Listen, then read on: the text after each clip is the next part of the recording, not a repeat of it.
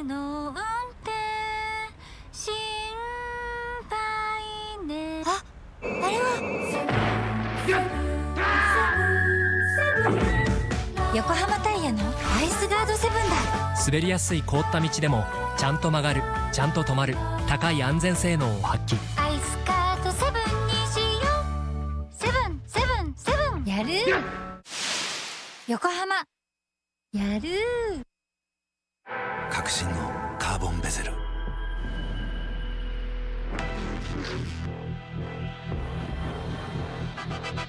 Bluetooth 搭載 G-SHOCK カシオ。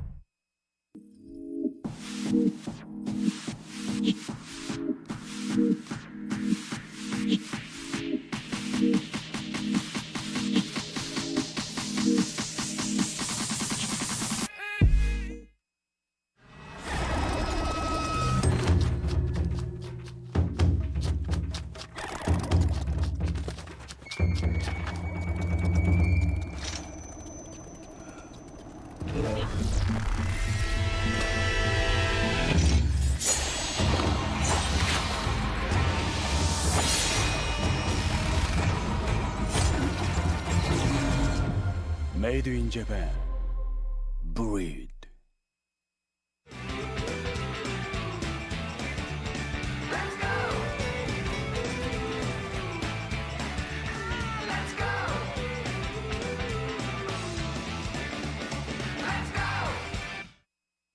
What's up, guys? It's Frederick Ospo, and I use RSR suspension on all my drift cars. I love RSR. Iyo RSR Ichiban.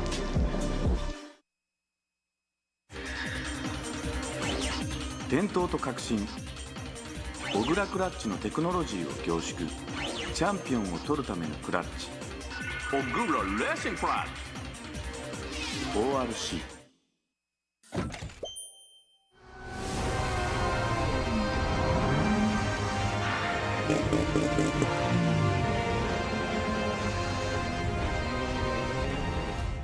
モティー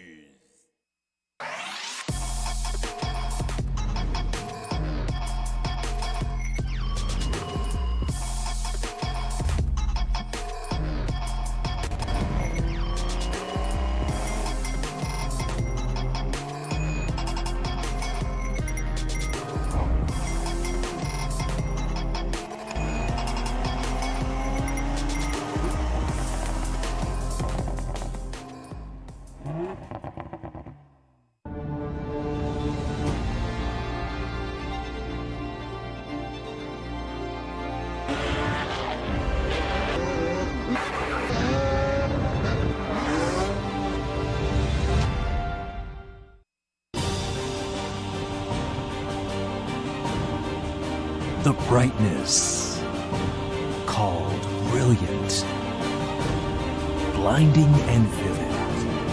Valentine. 冬の運転心配ね。あれは横浜タイヤのアイスガードセブンだ。滑りやすい凍った道でもちゃんと曲がる、ちゃんと止まる、高い安全性能を発揮。アイスカートセブンにしよう。セブンセブンセブンやる横浜やる。革新のカーボンベゼル、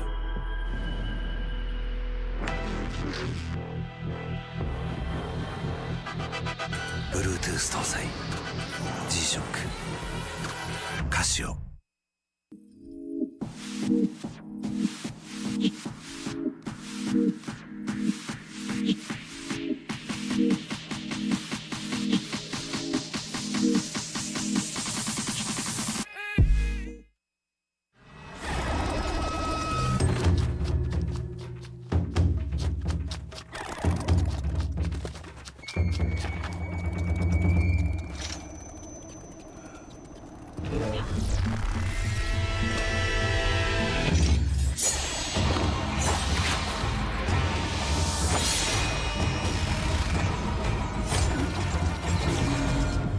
Made in Japan. Breed.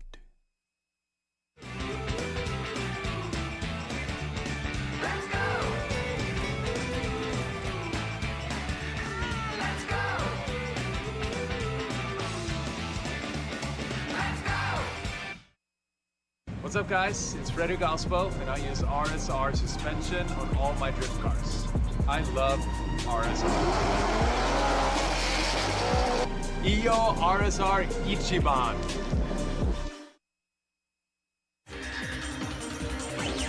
伝統と革新小倉クラッチのテクノロジーを凝縮チャンピオンを取るためのクラッチオグラレーシングクラッチ ORC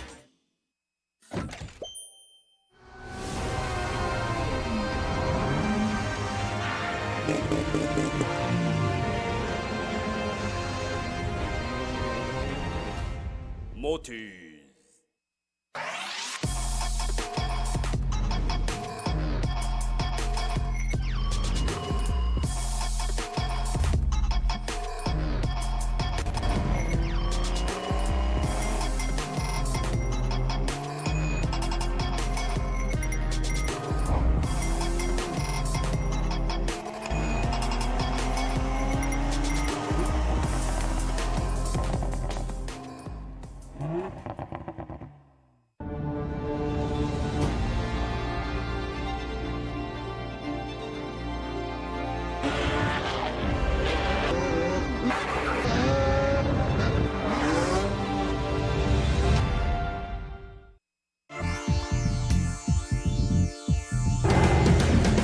The brightness, called brilliant, blinding and vivid.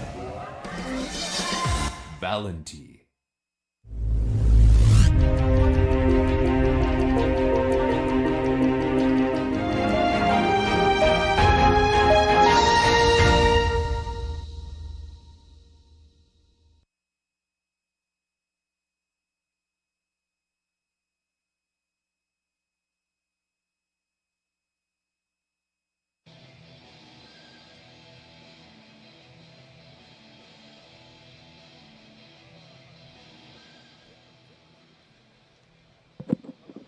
Welcome back, ladies and gentlemen, for the 2021 G-Shock Presents Formula Drift Japan Round 4 here at Okuibuki Motor Park in the Shiga Prefecture. Once again, I'm going to be your host alongside me with Robbie Nishida. How you guys doing? I'm one of the judges out of the 3 that are here. Thanks for rejoining us here on the live stream. Good to see you guys back. That was a very short break, but we had an exciting top 32 that just happened in front of us. So right now, we are standing in front of the top 16 drivers that's going to be going into the tandem battles. But before we go do that, everybody hats off and please stand for the Japanese anthem. 皆様帽子を外し、ご起立ください。日本の国歌斉唱です。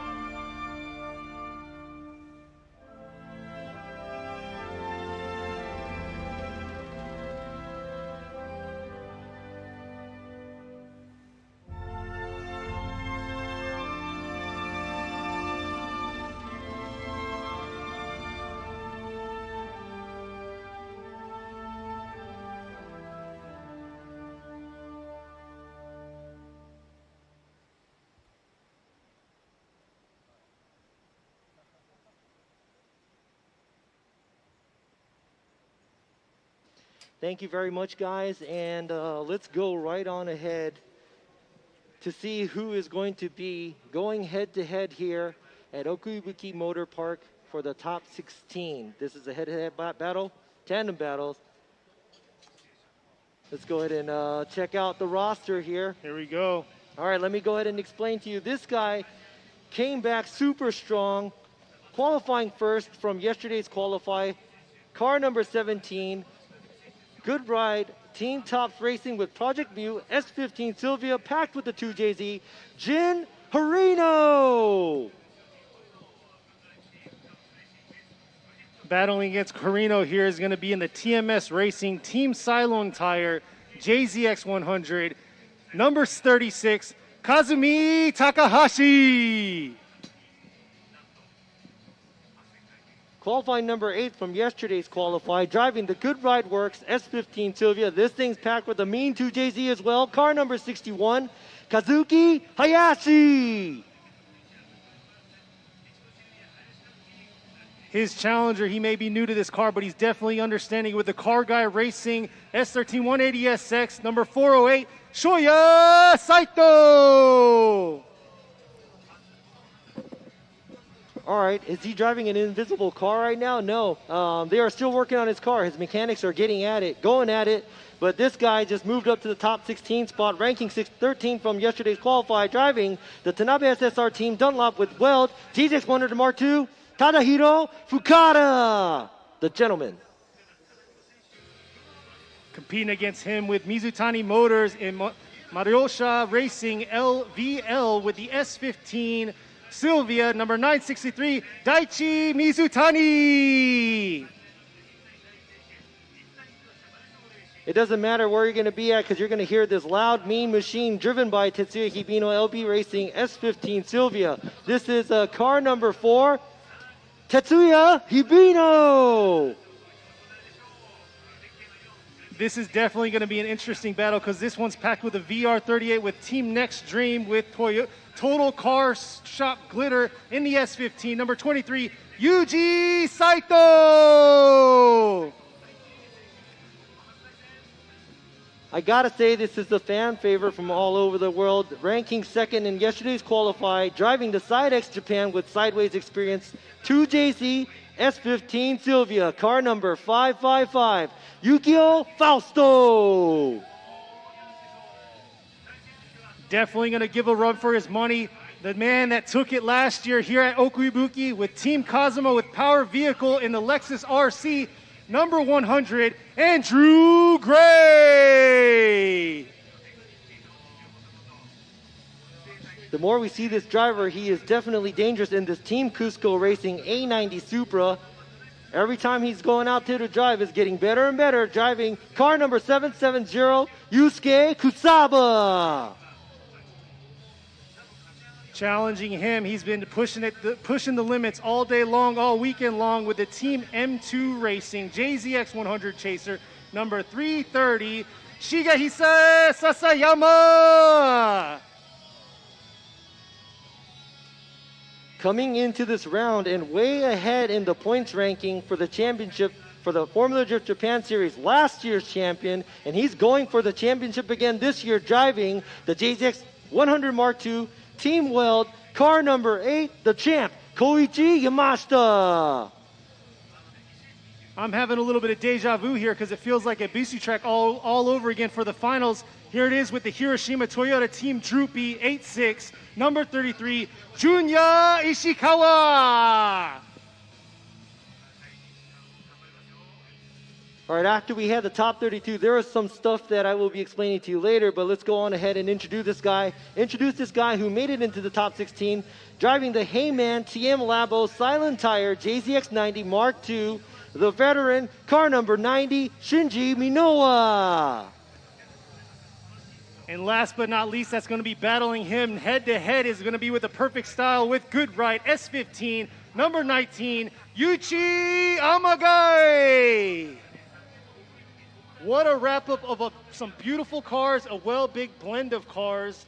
But you know what, like you were saying, what happened in Top 32? For those viewers that didn't stick tuned with us to Top 32, you can check it out. But something happened toward the end of Top 32. Explain a little bit about what happened. Yeah, right before I go into that, I'm going to go ahead and let these guys go in and get ready because I have a little bit of time to be able to explain this. So let's go ahead and see these battles. I'm super excited. I know you're excited, and everybody out there is excited.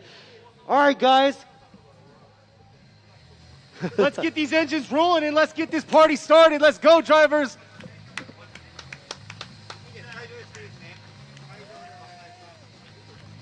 You can see the excitement in all these drivers' faces, waving their hands for their fans. And the live chat is going crazy right now.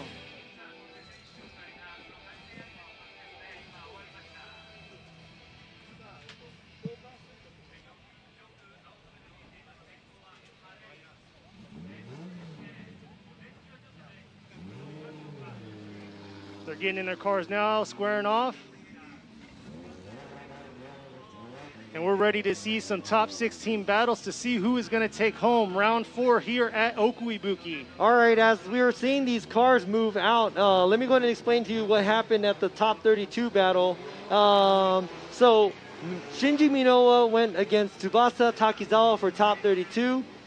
The first run, Minowa was leading. Takizawa had made contact with Minowa. Now, me and Ryan Lantain saw that as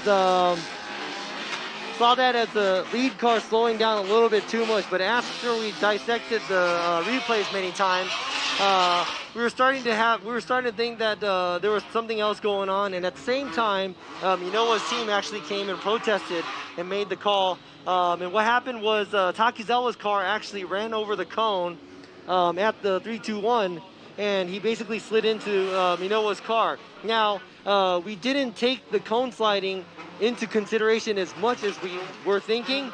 So me and Lantain went back and we rejudged it and gave both of them the one more time.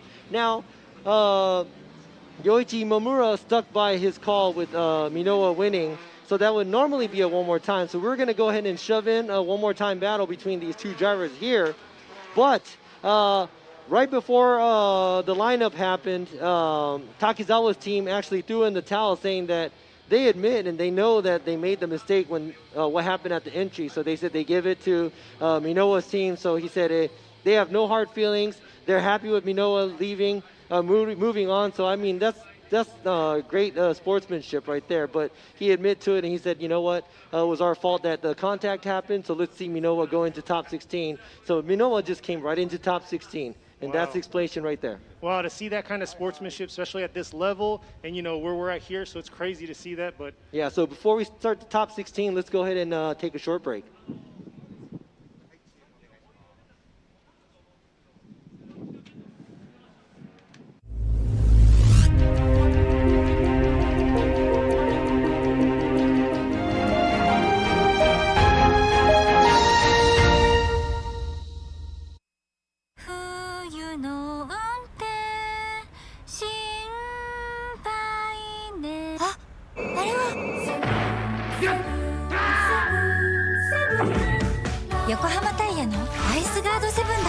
滑りやすい凍った道でもちゃんと曲がる、ちゃんと止まる、高い安全性能を発揮。アイスカートセブンにしよう。セブンセブンセブン。やる横浜やる革新のカーボンベゼル、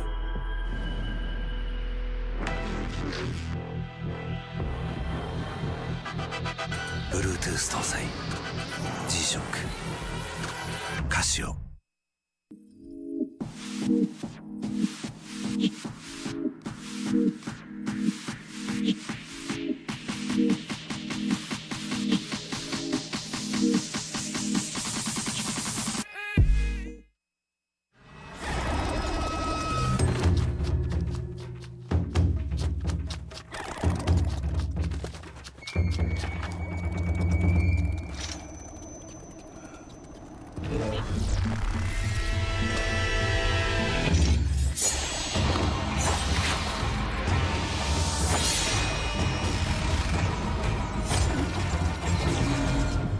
Made in Japan. Breed. Let's go! Let's go! Let's go! What's up, guys? It's Frederick Ospo, and I use RSR suspension on all my drift cars. I love RSR. Iyo RSR Ichiban.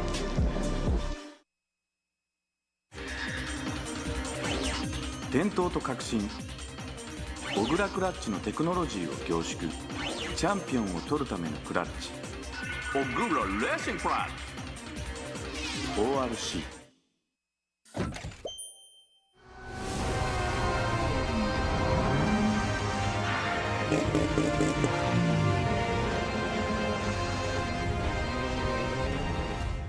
Motive.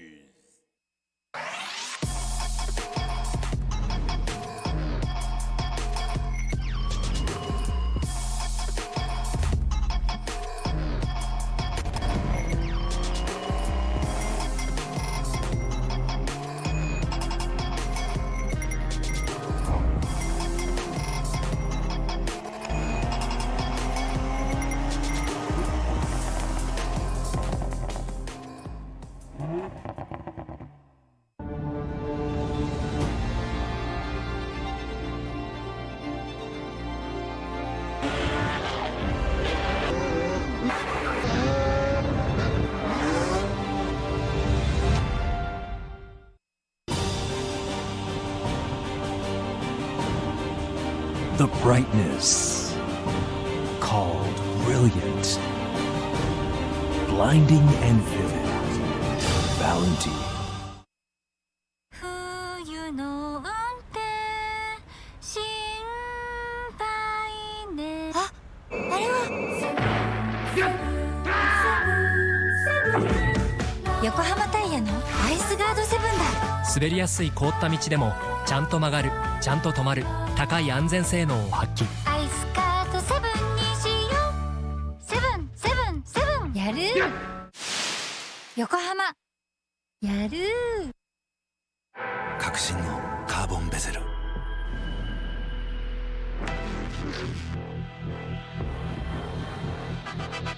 Bluetooth 搭載 G-SHOCK カシオ。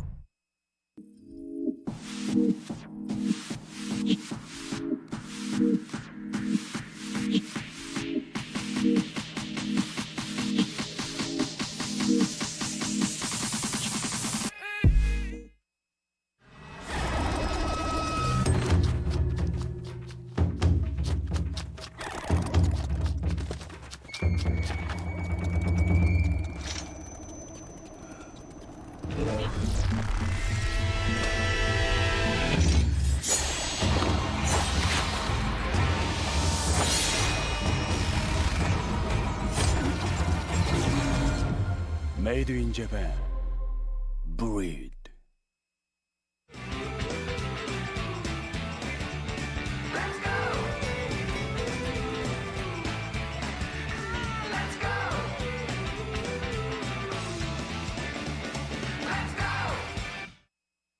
What's up, guys? It's Frederick Ospo, and I use RSR suspension on all my drift cars.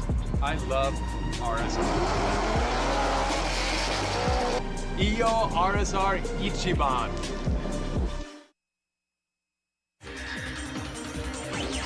伝統と革新小倉クラッチのテクノロジーを凝縮チャンピオンを取るためのクラッチオグラレーシングクラッチ ORC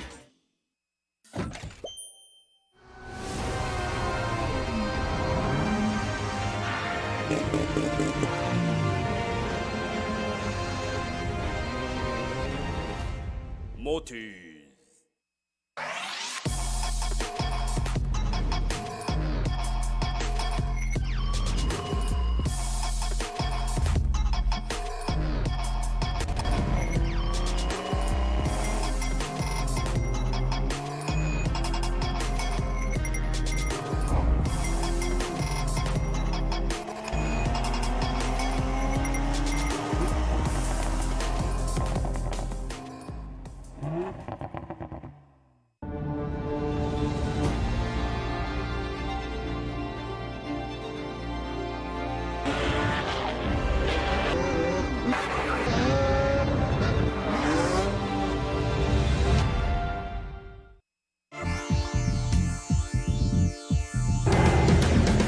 The brightness called brilliant, blinding and vivid.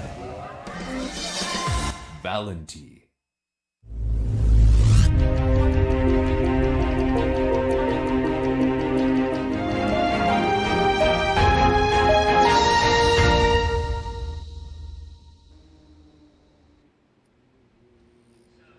Welcome back to the G-SHOCK presents Formula Drift Japan Round 4 here at Okuibuki Motor Park here at Shiga Prefecture. We just got done with opening ceremonies, and we're about to kick it off here for the top 16 battles.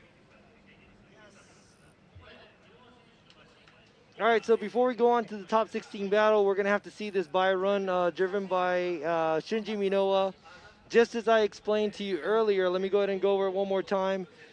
His battle versus Takizawa, when Minowa was leading, there was contact. Now, two of the judges thought that it was a major slowdown made by Minowa, and that could have been a cause for Takizawa to go in and hit him.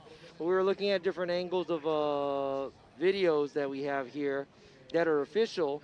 Minowa's team actually came and protested, and we took it and had to go in and looked at a lot of other videos. And yes, we did look at one area where Takizawa did run over a cone, at the 3-2-1 cone, and basically the car kind of slid, over-rotated, and hit Minowa. Now, since we thought Minowa's lead run as a lead driver was not doing his job, he was running a shallower angle, and there was a major slowdown where he wasn't on gas earlier, but at the same time, in their eyes, it was more of the car in the back was making a mistake.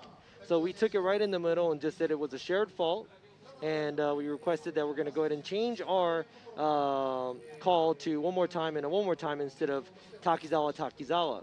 Now, Takizawa was supposed to come out here to battle Minowa for the top 16 right before the top 16 started. But what happened was Takizawa actually came and admit and said, hey, I did get on the cone. My car did over-rotate. It slipped. He couldn't slow down as early as possible, so it was my bad. So he basically threw in the towel and said, you know what, that's my fault, my bad. It's okay. He has no hard feelings if Minowa moves on. So that really helps us out as judges as well. But at the same time, great sportsmanship by Takizawa. That's a really manly move to do that, because that's a big thing going from top 32 to top 16. And he also said, you know, he's just here and he wants to do his best. So, I mean, great job by both the drivers. So now we were supposed to do the one more time battle, and since Takizawa is not going to be here, Minowa is going to go ahead and do his by run. So hands down to his team to admit that and come forward with that. But most definitely, you know, go ahead and check out their channel, though. Superstar channel, they have a YouTube channel out there, so check them out, and, you know, they're probably going to give a better explanation on what happened in that whole situation and how everything panned out. But like you said before, every team has the opportunity to throw a, what is it? Make a protest. Make yes. a protest for yeah, whatever because they happens. wanted us to review the video one more time to make sure that that's the call that we were going to make. And usually it doesn't go this way where it turns around, because we do review a lot of videos. But sometimes we don't get the replay of some of the videos on this screen, so we had to actually go back and check another view out. But it's also got to be like an official Formula Drift Japan video. Yeah, so we it can't can't go by be off just cell like phone somebody's footage cell and stuff, phone footage. Exactly. So here he is. He's going to do his buy run. We're going to go ahead and let him knock that out, and then we're going to roll straight into the top 16 battles. And there you go. Beautiful job coming in the outer zone. Once again, the Formula Drift Japan crew did an amazing job getting this course set back up, painting the lines, getting it squared away. And you can see right there, Minowa's line fresh in the paint. So beautiful job by him. Looks like he's ready to go for his lead run, but he'll be waiting off to be the last battle for top 16. So yeah, a little bit about, if you're just joining in, if you were here for top 32, our judges are going to be Yoichi Imamura. It's going to be Ryan Lontaine from afar, but we have Gary McQueen filling in to plug his scores in, and they're on a constant chat with one another. And alongside me, we have Robbie Nishida as the third judge for today's top 16 all the way to the finals battle. And as the Japanese commentator, we got Tom Saiba over there, and also Yoichi Momura is doing double duty just like me. He's commentating on the Japanese side, and also he's one of the judges. So you could also join the FD Japan Japanese commentating if you like to. It's pretty much the same view. It's just if you guys don't like our voice, you can go to the you Japanese can go, side. to watch the live, or you could just easily push mute. Well, they want to hear the. Maybe Cars. It sounds more authentic if they hear it in Japanese. So, but check them out at the YouTube channel, Formula Drift Japan. Also, go check out the Formula Drift Japan Instagram for, you know, live coverage, some of the hot ticket items, the pictures they're taking, the brackets, all that stuff. So go give them a follow and give them some love also. But here we go right now. Looks like we have Harino lined up ready to go. So Jin Harino with the Good Ride Team Tops S15. Our number one qualifier with a 95 is ready to go.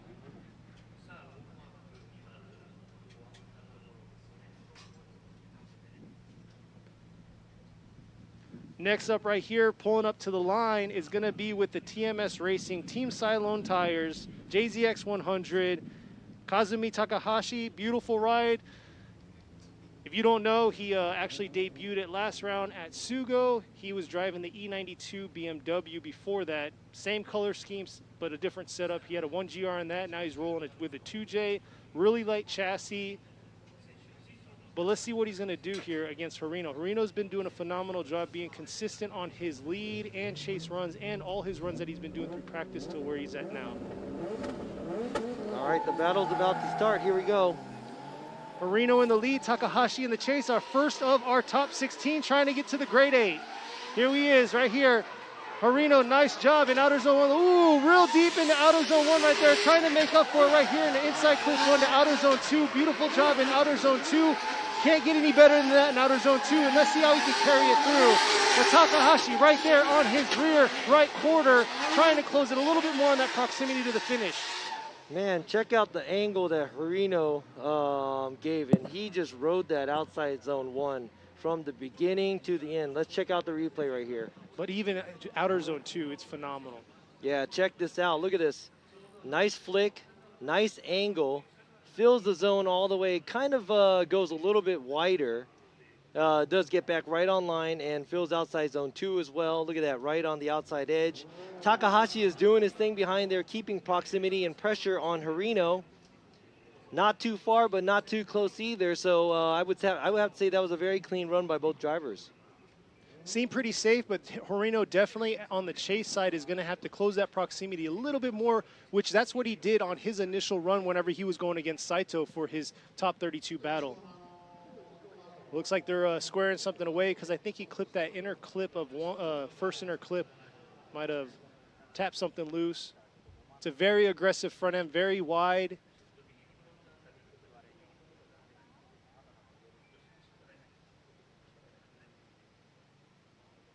So they are doing something to the front left side of driver's left side of Takahashi's car right now. I think they're just probably taping up the bumper or something. Maybe he did nick that inside clip or something when he was giving chase.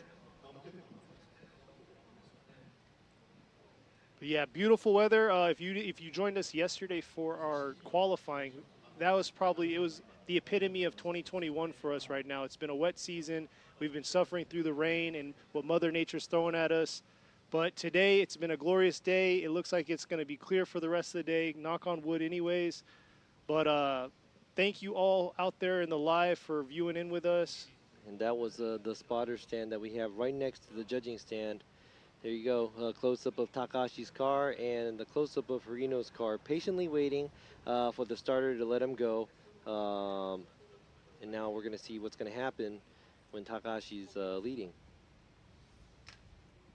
But yeah, once again, with COVID going on and the state of emergencies that are going on throughout Japan, we are once again a non-spectator round, and we're going to be relying a lot of you out there on the live to chime in and tell us how things are going and root for your favorite drivers. But here they go right here, Takahashi in the lead, Harino in the chase coming into the 3-2-1. Let's see if Harino can close that gap right there that he's getting on with Takahashi. And Takahashi just taking out that inside clip right there and dragging around outer zone 2. It looks like Harino's falling a little bit behind, leaving outer zone 2 to inside clip 2.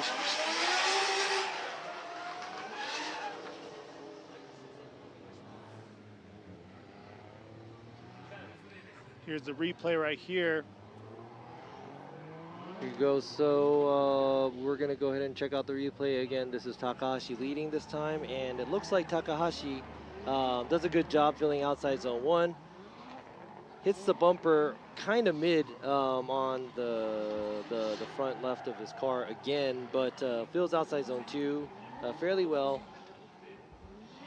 And he does gap Harino a little bit as well, so this is going to be looking at mistakes here and there, who makes a mistake and who doesn't, because it looks like Harino did go a little bit too deep, passing outside zone 1 for his lead run. And looking at the proximity and the pressure that Takahashi was able to give Harino, mimicking him, that might be a factor. Let's go ahead and check this out from the aerial view that we have. This is Takahashi leading. The only thing I had concerns of is right where outer zone 3 was. It looks like Takahashi was a little shallow and Harino tried to go a little bit deeper in that zone, causing him to lose that proximity that he had coming in out of zone 2. Let's see right here. Yeah. Yeah.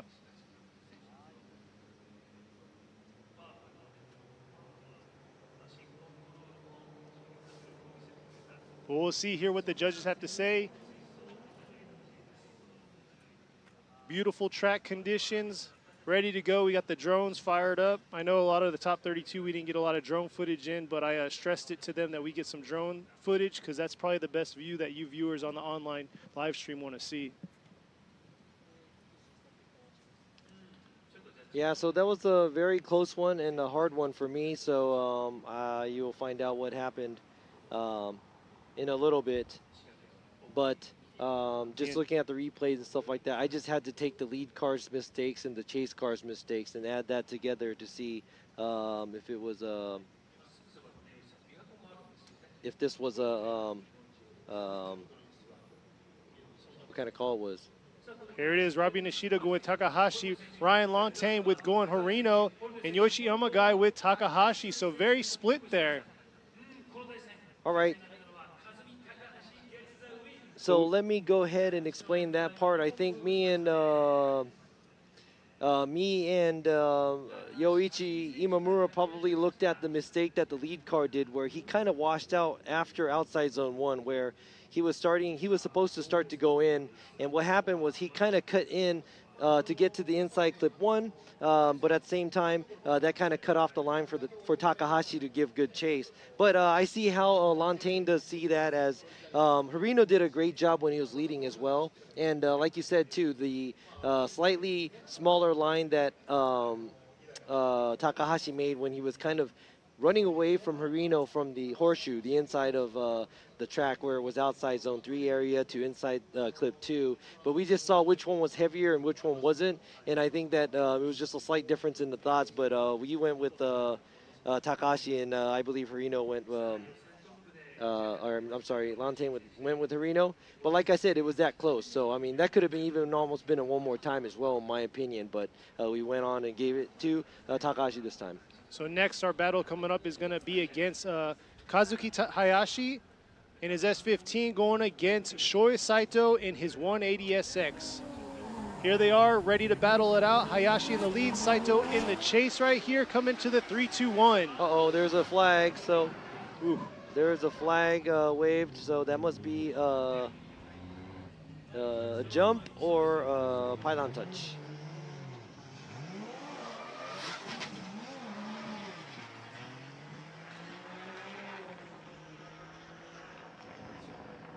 So like Robbie said before, whoever wants to make the sure pylon touch, I think it's a seller. Yeah, do I get a percentage? Maybe a thank you message. Cool. At least I get a t-shirt, yeah? Oh, maybe. Get lucky. So there you go, pylon touch. They get 3 chances. Hopefully we don't drag it out that far. And after that, they lose their run for that time around. So once again, Hayashi in the lead, Saito in the chase. Hayashi in the good ride works S15 with Saito in the car guy racing 180SX. And here they come right here, coming up the straightaway up to the 3-2-1. Hayashi, nice initiation through the 3-2-1. It looks like he went real deep, coming into inside clip right there. 1, the outer zone 2, and Saito right there doing a phenomenal job trying to chase behind Hayashi right here into outer zone 3. Beautiful job in outer zone 3. And look at that commitment coming into inside clip 2. And I gotta say, that's probably the better one Saito has done as a follow in that vehicle that he just started driving. Yeah, he just came out of left field right now chasing Hayashi down, but I would have to say that Hayashi did a big mistake because he did overrun outside zone 1. He did look like he was dipping tires and stuff right there. Or maybe he was on the line, but that was a wash. And I think that the chase car was kind of timid in going in because they were getting a little worried. But you're going to have to mimic what the lead car is doing the whole time. You're right. So Saito, I know it's a risky move, but I believe that Saito was supposed to be a little bit more closer through there. That was actually his chance to catch up a little bit, but it looked like kind of similar to how Hirino was earlier, where he went all the way out, then he came back in to go to in clip 1, and maybe that's where Saito was kind of like, whoa, what are you doing right here? So he was a little wobbly there, coming from outside zone 1 to in clip 2, or I'm sorry, 1. So let's go ahead and see what happens. Oh, and somehow Hayashi's car is not lined up. Looks like they had to square something away. But yeah, Hayashi for sure, like you said, coming from that inside clip 1 to outer zone 2, surprisingly was able to flick it and be able to hit that whole zone. So good save on his part, especially running that rough line on outer zone 1. But let's see how Saito's going to perform in the lead position with Hayashi in the chase. Here they come, coming out of the chicane, coming up into the 3-2-1 cone. Here it is, Saito, real hot into outer zone 1. Oh, almost the same line Hayashi threw initially, and here they are. Look at that, Hayashi right on his quarter panel coming into outer zone 3 right here. Beautiful job. That's what we want to see from Hayashi right there as a tandem battle into inside clip 2 right here. Beautiful job by Saito. I mean, I honestly think that's the best I've seen him drive that car. I mean, he's on fire right now. We might have to do a driver check. Yeah. No, he's capable of doing that. He's young. Right here, look at that. Dips a little bit out, but he rides that outside line with his tire. But Hayashi is not backing down. He's like, you know what? I'm not going to let you go anywhere. So from here, boom, Hayashi's chase run. Very impressive. Keeps a good distance between him and Saito. Really good proximity. Matches the angle in the line. Very great job by Hayashi mimicking Saito. But I would have to say that Saito's lead run was so good that it let Hayashi do a good chase. Now we have to revert and think what happened earlier with Hayashi. There you go, and Hayashi Saito. for Robbie Nishida, Ryan Lantain with Hayashi, and Yoichi Imamura with Hayashi. So Kazuki Hayashi is going to be getting the win and moving on to the Grade 8. Congratulations. Yeah, and good job by Saito. That was a great lead run by Saito, but it was very similar to what Hayashi did, and what Hayashi was able to do behind Saito was keep good proximity and pressure, even though he looked like he was going off. So we would have to say the leads were maybe even, but then the chasing, I think Hayashi had one over him. So. Oh yeah, he definitely had some beautiful proximity to Saito in that whole run of his chase run right there. But there you go. Skies are clear, ready to go. That's 2 battles down right there in our top 16. Moving on. So the first Grade 8 battle is going to be car number 36 Takahashi versus car number 61 Hayashi. That's going to be really interesting. But now let's move into the next battle. Car number 963 Mizutani versus... Is he going to be there? It was an invisible car. All right, so that invisible car did not have enough time to get the repairs done. So basically, car number 38, the nice guy, the big veteran here in FD Japan, Fukada, is going to be throwing in the towel.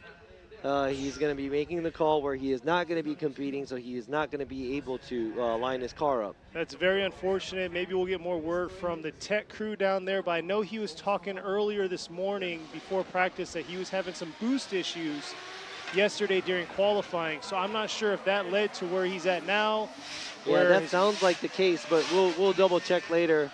But right here, Mizutani is making his buy run because he has to show that his car is capable of making a lap, and it obviously is. He's doing a fairly good job as a lead car, making a clean lap right there. So congratulations for Mizutani making it into, he's the 3rd driver to make it into the Grade 8. And Mizutani, this is his 2nd round in this vehicle with a 2J in it. Before he had an SR, he stepped his game up and wanted to really step his power up, so he went ahead and jumped in and threw a 2J into his car. And you can obviously tell he's got full control and understanding of how much power he just threw underneath that hood. Yeah, so that was a good call from Mizutani making that move. Now his car has more torque and power, so let's see how far he can make it. So who's going to be going against Mizutani for the 2nd battle, Grade 8? Is it going to be car number 4, driving the LB Works S15 Sylvia with the 4-rotor, twin turbo in it, Tetsuya Hibino, or is it car number 23, driving the VR 38 powered S15 Sylvia, Yuji Saito? Which one is it going to be? So 2 S15s with 2 outrageously crazy engines thrown underneath the hood. So this is going to be an interesting battle, but it comes down to the drivers and how they handle their car throughout this course. And many of y'all know Hibino is very experienced. They're both very experienced, but with this car, he does some gnarly things. Yeah, he did. Like when he debuted it this year, he just came in out of nowhere and just laid down some crazy runs in the wet. I would have to say that I thought his favorite would be in the wet, but it looks like he does fine in the dry as well, because earlier he was performing really well too. And the other hand, too, Saito, not super familiar in the series, but he just kind of came in with this crazy VR-powered S15, and he looks like he's making it into like top 16, the grade 8, almost every round. So he's becoming a familiar face in the higher side of the ladder. Most definitely is, but this Liberty Walk S15, look at the aggressive kit that he has coming up here, up to the 3-2-1. Hibino in the lead, Saito in the chase, and here they come. Nice initiation by Hibino. Look at that Saito right up on his door, creeping up and trying to keep that proximity close. Coming into outer zone 2, and here they go right here, passing the judges stand.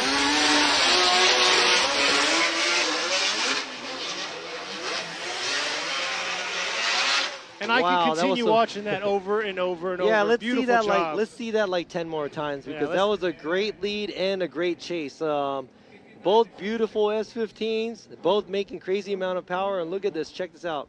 Nice flick by Hibino, but right there behind him, knocking on his door, Saito is right there, telling him that he's there. Out zone 2, right there, Hibino is running the outside line. Saito is actually in a good position chasing him where we want him to be, where he's mimicking the driver. Look at this. No cones knocked over, no tires going off course, a lot of angle, a lot of power out there, a lot of smoke. And a lot great of door-to-door tandem. Exactly, Yeah. close proximity. Great job by both drivers. Now let's see what's going to happen when they switch places. It's going to come down to who brought the most tires. But here they are. Yes. Oh, yeah. And somebody asked on the chat the Saito thing. There's a lot of Saito. Saito's a common last name. Exactly, so yeah. They're not related to the other Saitos, but there's a father-son duo out here with the A90, and then what you just saw, Shoya Saito out here. That's the son. Here he goes right here. Saito in the lead. Hibino in the chase. Look at Hibino coming in. Just like, oh, grabs him. Oh, no. Oh, no way. Both cars brought it out. Oh, man. I'm lost for words. They both came in hot. They both came in crazy. Yeah. Let's make sure these drivers are safe, but Yeah, I think Saito came in really, really hot, and basically, just from what I just saw right now, it looks like the cause of this contact probably is going to be Saito, because he did go into the wall first. But look at this. Oh, his door just fell off too. So Hibino basically did what he had to do, is just mimic the lead run, and he basically mimicked him going into the wall too. That's called, that's being very ballsy. Let's see this replay while the crew's out there getting them squared away. Here they are coming in this stretch right here. Very intense but scary at the same time, especially if those pads weren't there. Oh man. And they're coming in pretty fast too, because I know it's uphill and it doesn't look super fast on the camera. And on the video, but then yeah, they're coming in pretty hot, and looks like Saito washed out, and that caused Hibino to actually go into where he was at. So unfortunate, but I mean, I gotta say, I mean, Saito was kind of giving him all he had. Looks like Hibino's car is he's losing body part panels here. Earlier he lost his rear bumper.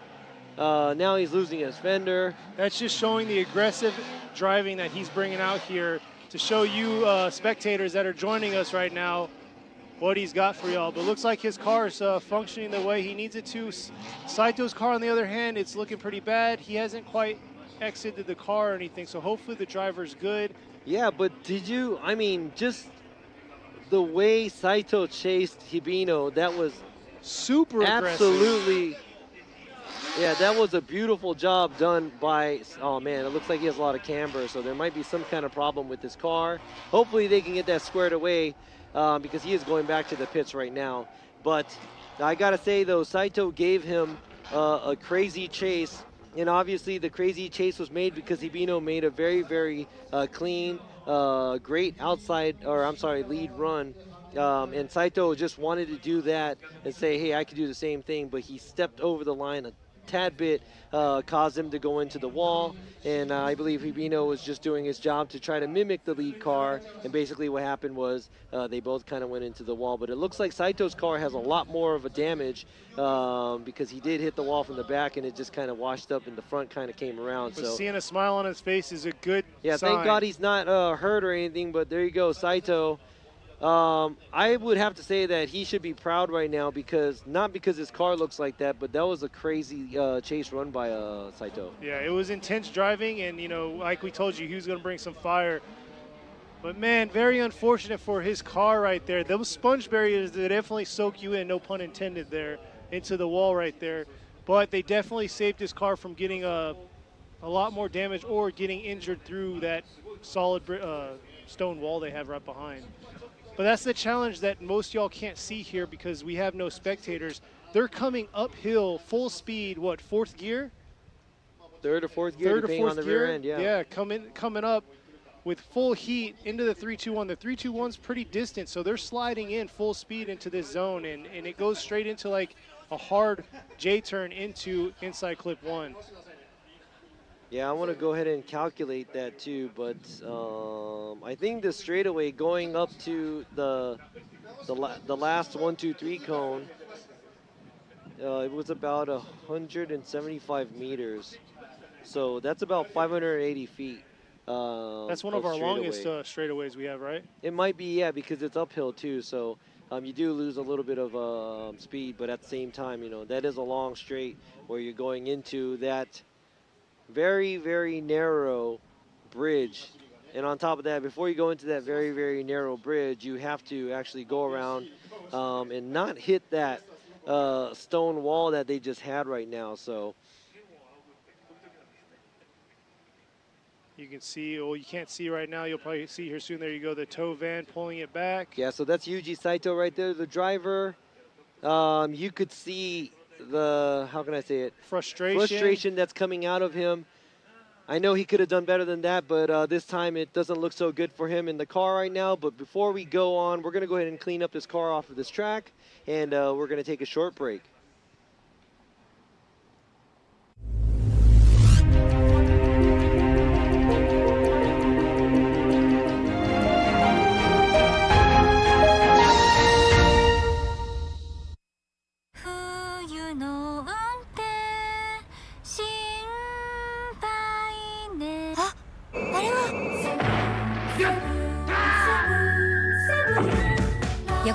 Seven 滑りやすい凍った道でもちゃんと曲がる、ちゃんと止まる、高い安全性能を発揮。アイスカートセブンにしよう。セブンセブンセブン。やる。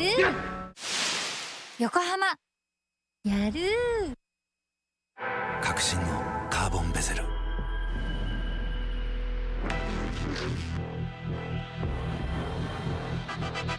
Bluetooth 搭載 G-SHOCK カシオ。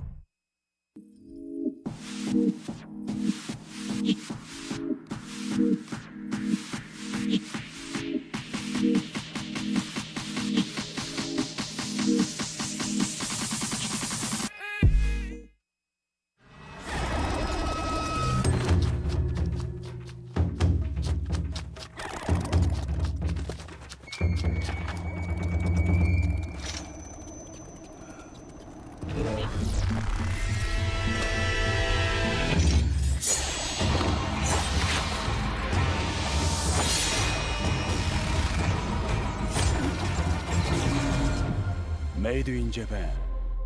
Breed.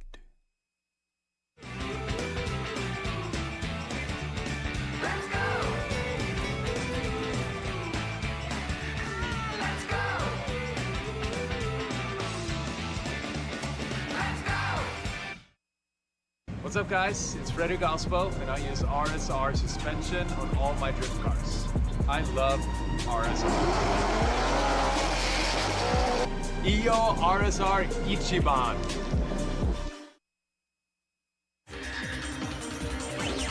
伝統と革新小倉クラッチのテクノロジーを凝縮チャンピオンを取るためのクラッチ小倉レーシングクラッチ ORC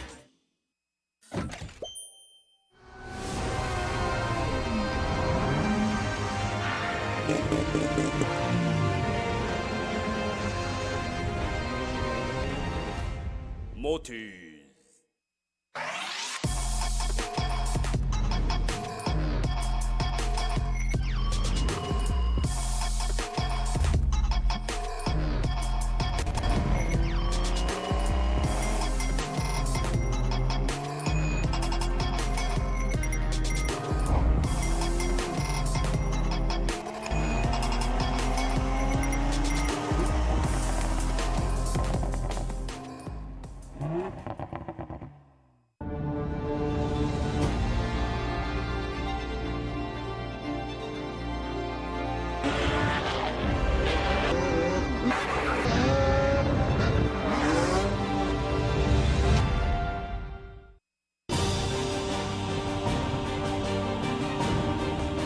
The brightness called brilliant, blinding and vivid.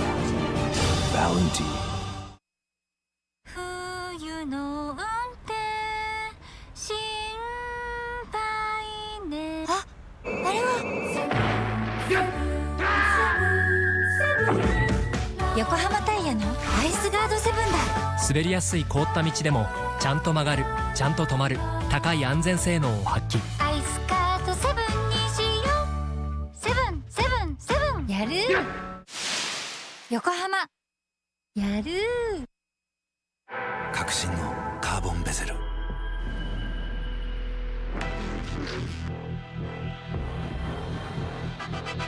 Bluetooth 搭載 G-SHOCK カシオ。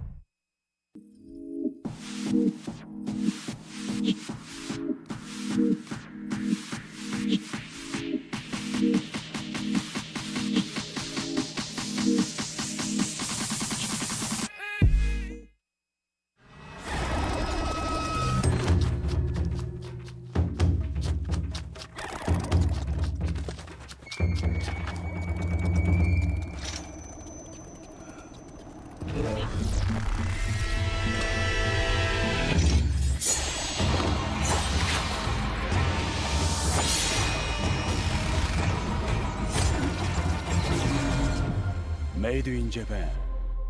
Breed.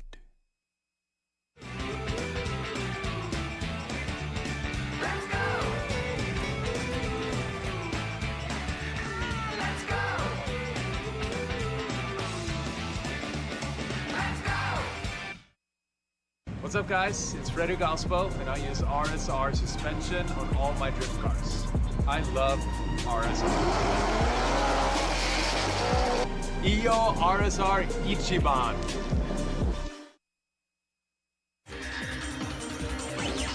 伝統と革新、小倉クラッチのテクノロジーを凝縮、チャンピオンを取るためのクラッチ、小倉レーシングクラッチ ORC。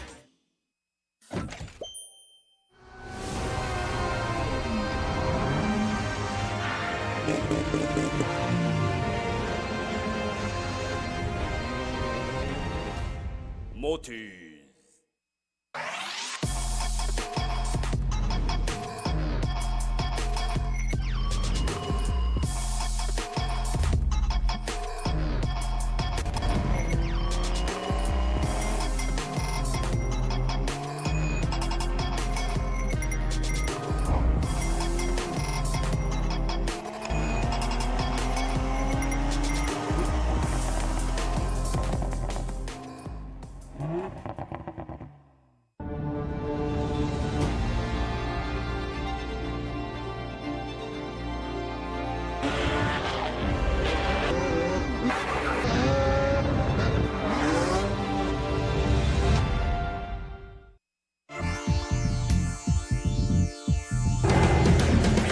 The brightness called brilliant, blinding and vivid.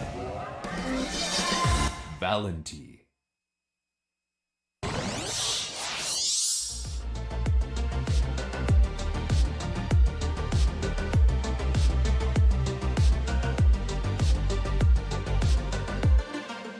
New Zeta 4誕生。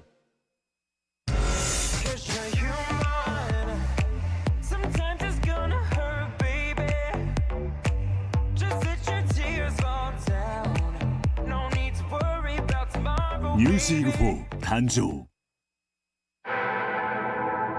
革新のカーボンベゼル。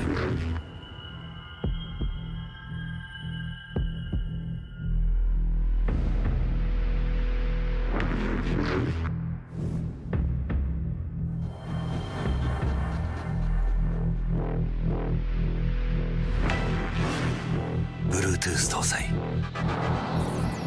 G-SHOCK カシオ。前後2カメラドライブレコーダー、広範囲、そして高画質。前後にスタービスと HDR 機能を搭載。スタービスで夜でも明るく撮影 HDR で白飛びを軽減日本製ドライブレコーダー ZDR-035 コムテック。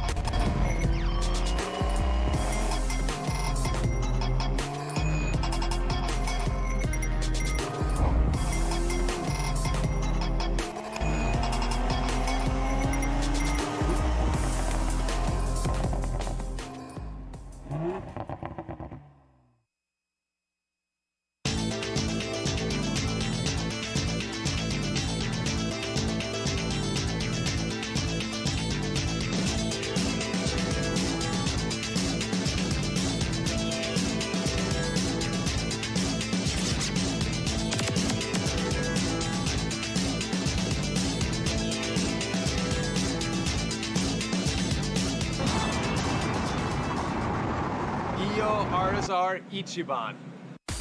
これが噂のバリバリバリの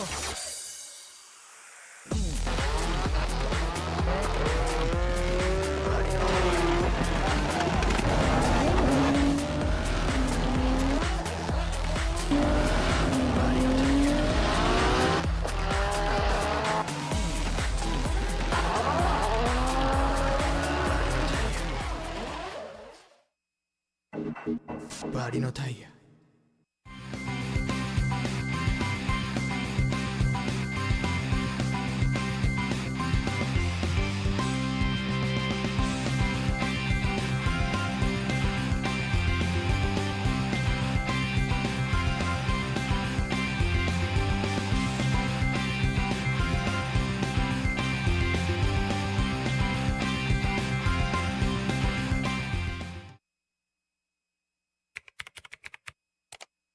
Saito Roll Cage.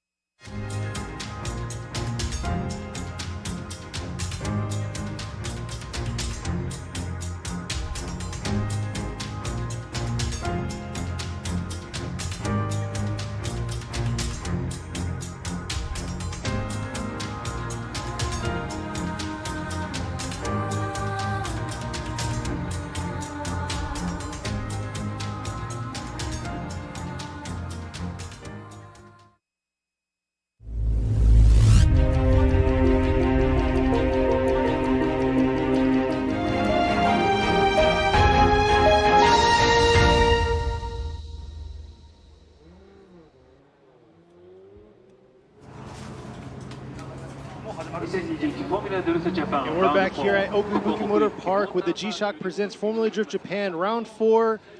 If you're just joining in, you missed a crazy intense crash at Outer Zone 1. There you go against Hibino and Saito. And Saito's car definitely took the brunt of the impact, but Hibino was able to drive away. And he's like, damn it, my car. But yeah, he looks like he's okay. The driver is fine. He was doing a good job leading and chasing right there. So I think they are getting the car situated. So they're trying to get everything fixed and back to how it's supposed to be for the grade 8. But here you go. Let's make it official. Robbie Nishida, Ryan Lontaine, and Yoichi Imamura is going to go for Hibino. So Tetsuya Hibino gets the win and will be moving on to the grade 8. So now he is going to be battling Mizutani, car number 963, Mizutani, for the second battle of the grade 8. this is going to be an interesting one as well because it's another S15 that he's going to be going against. So, yeah, going back to Saito, I mean, that was a great job or great run by Saito. I mean, his chase run, I mean, that's somebody that you got to look out after because, yeah, that's a crazy We'll have to see for round 5 because his car sustained a lot of damage. If you haven't seen the pictures, you'll probably see more pop up here between the Formula Drift Japan Instagram and everything. But hey, moving on, that is the end of our right side or left side of our bracket. We're moving on to the right side. And right here, this is going to be an intense battle right here with 2 of our foreign drivers that we have. Yeah, this is the all-foreigner driver right here in Japan. That is car number 555, Yukio Fausto, going against the 4-time champ, car number 100, Andrew Gray. Now, it looks like Andrew Gray is going back to scrub his tires because it did take a little while for them to take Saito off of the track. So it looks like they were doing... Oh, no, actually, you know what? Oh, actually, I think Andrew Gray's team called a competition timeout, which is 5 minutes.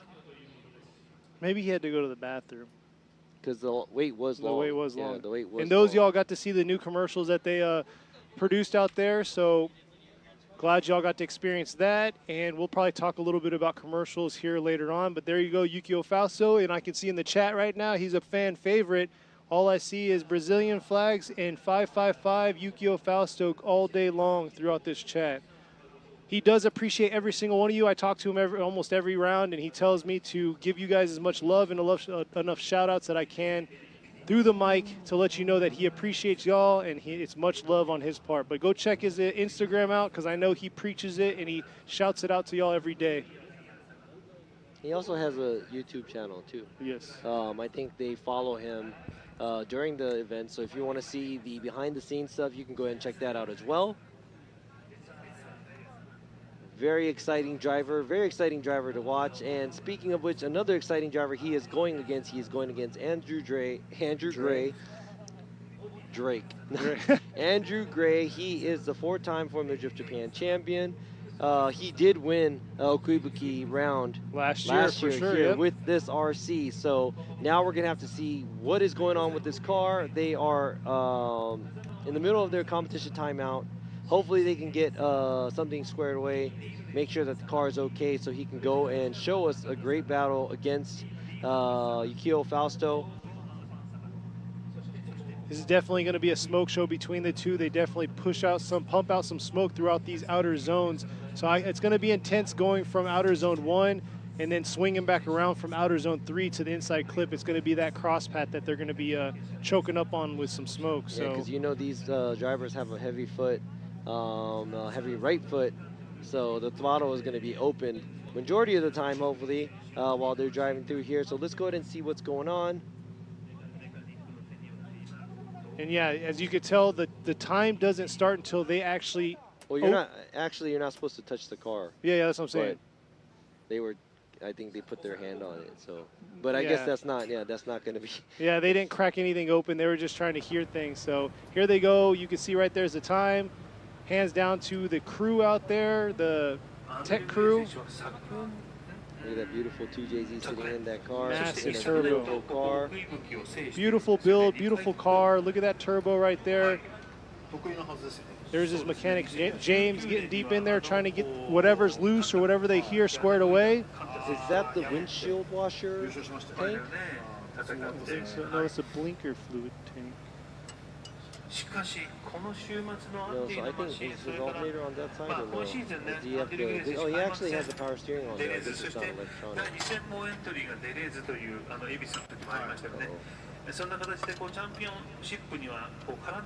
James right there, Andrew Gray's mechanic. Looks like he's tightening something or loosening something.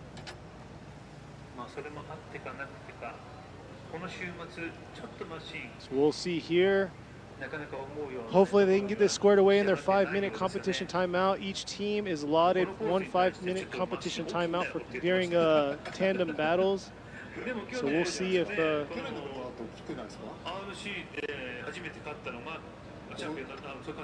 this is going to be enough for him. All right, so got a word where it's a power steering issue. by Andrew Gray's team, so it's a power steering issue. They don't know what is actually wrong with it, so they're pretty much kind of tackling it right now, and I know the time is ticking. And right there, I think I see it's 3 minutes and 9 seconds left. There's Mr. Kazuma right there. The owner of Kazama Auto. Their body kit on the RC is Kazama Auto product, so he supports Andrew Gray for a long while now. But now we have less than 3 minutes to go on this on the clock. Hopefully we know, or hopefully they know what the problem is. Look at that, advertising the Mahdi's right there. Great advertisement. Look at it, sneaking it in right there. There you go. What do you call that? The ghost advertisement or something like that? No, that's just a smart man. Remember we talked about that. That right. man right there is a smart man. Smart business guy. Exactly. But no, unfortunately, Suenaga got knocked out early in top 32. His car caught fire. So if you missed top 32 battles, go check that out. I mean, that was intense. Granted, he destroyed the track with a little bit of oil, but his car caught fire. Yeah, and he left his mark here. He definitely left his mark here. But he was our, what is it? He finished second at our last round at Sugo, so for him to come out, get to top 32, and then his car take that unfortunate mechanical issue, I'm pretty sure Team Cosmo and Power Vehicles don't want to see their second car in competition take a mechanical issue also. So hopefully they'll get this squared away in the short time they have left. Yeah, so patiently earlier was Fausto waiting for the return of Andrew Gray to come to the start line. Usually we go into the next battle, but I guess we're just going to wait out on the 5 minutes where we're going to go ahead and see power steering issue situated. Maybe they're just trying to bleed the system because from the sounds of it, it doesn't seem like it sounds like they're kind of unsure on what it could be. So hopefully, worst case scenario, he'll be rolling with no power steering. Yeah, well, that's pretty hard because with these high angled lock kits that they have with these cars, and everybody usually runs like very, very wide front tires.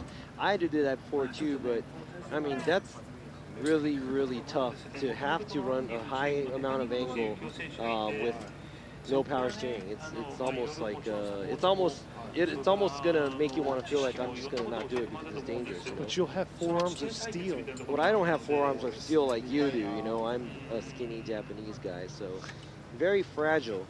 But I know Andrew Gray is a pretty big guy too, so maybe he could manhandle that right there. But here we go, 30 more seconds. Come on now. 25-second stretch right here. Let's go, team. And like we always say, hands down to the team. Because look at that. Look how much they're struggling to get this done, get it squared away, and make things happen.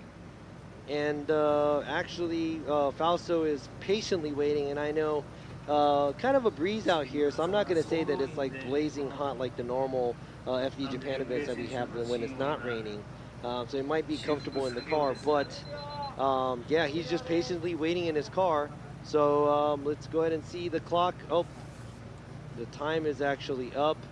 The 5 minutes is done. So I have to say that Andrew Gray is actually knocked out right here because they ran out of time and they couldn't fix their car on time. That's very, very unfortunate. Wow. That's gotta be frustrating because he won here last year. I know that he was wanting to go battle Fausto because, you know, Fausto was a number 2 qualifier. That's somebody, you know, all the drivers actually want to go against the strong guys and the good guys because it's like, it makes you, you know, conquer that and make you feel better as a driver and stuff like that too. But, you know, since he did qualify at 15th, he did beat Katsuhiro Meguro at top 32 and made it here to the top 16. Now he is knocked out, not from losing to Fausto, but mechanical issues. So now they're going to have to go back to figure out what the problem is. But man, this must be really frustrating for Andrew Gray and his team. Yeah, they were talking to, I was talking to them earlier, and they said it's just been a frustrating season for them, especially since they were unable to make it to one of the rounds. That definitely put a huge burden on their trek to take #1 this year. Because, you know, that chance at podium, that 100 points definitely is a huge burden whenever you are trying to get those top points. And like we said earlier, I mean, the number one, Yamashita, he's almost 120 points ahead of everybody else. Yeah, and you know, like, I think you guys don't understand how much the COVID is affecting us because, you know, yeah, we got people that can't come into the series and stuff like that, but like Andrew Gray, he has a business that's ran off of foreigners. They all can't come, so business is hard and everything too. And I think it goes the same as look at that angle right there, coming in outer zone 1, throwing down right here. Yukio Fausto coming out, showing out on his bye run right here. Not letting that phase him, and he's showing his crowd online that he is ready to rock and roll and take podium today at round 4 here at Okuibuki.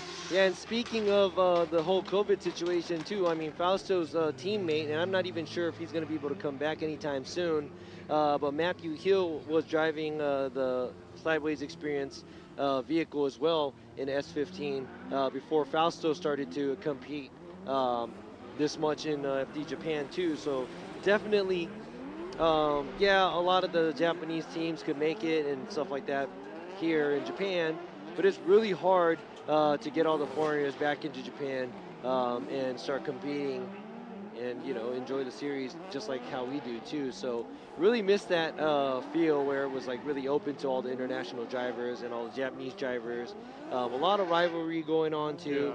Yeah. And talking about Mad Mike Wadet, he was last year's or 2 years ago's champion, but he's not even back to come back to defend his championship because of COVID. So there's a lot of things going on that changes everybody's lives.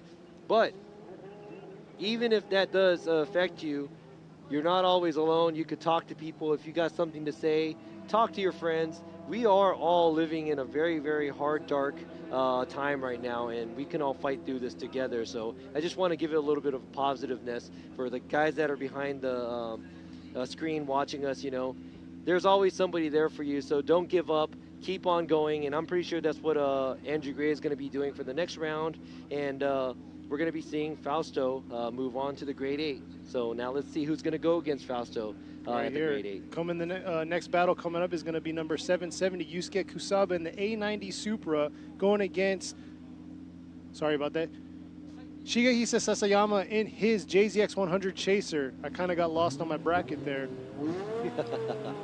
But no, you're very right there, Robbie. Robbie said a lot of good points and highlighted how times are tough right now. So let's see how things are going to go for these two in their battle. And look at that right there.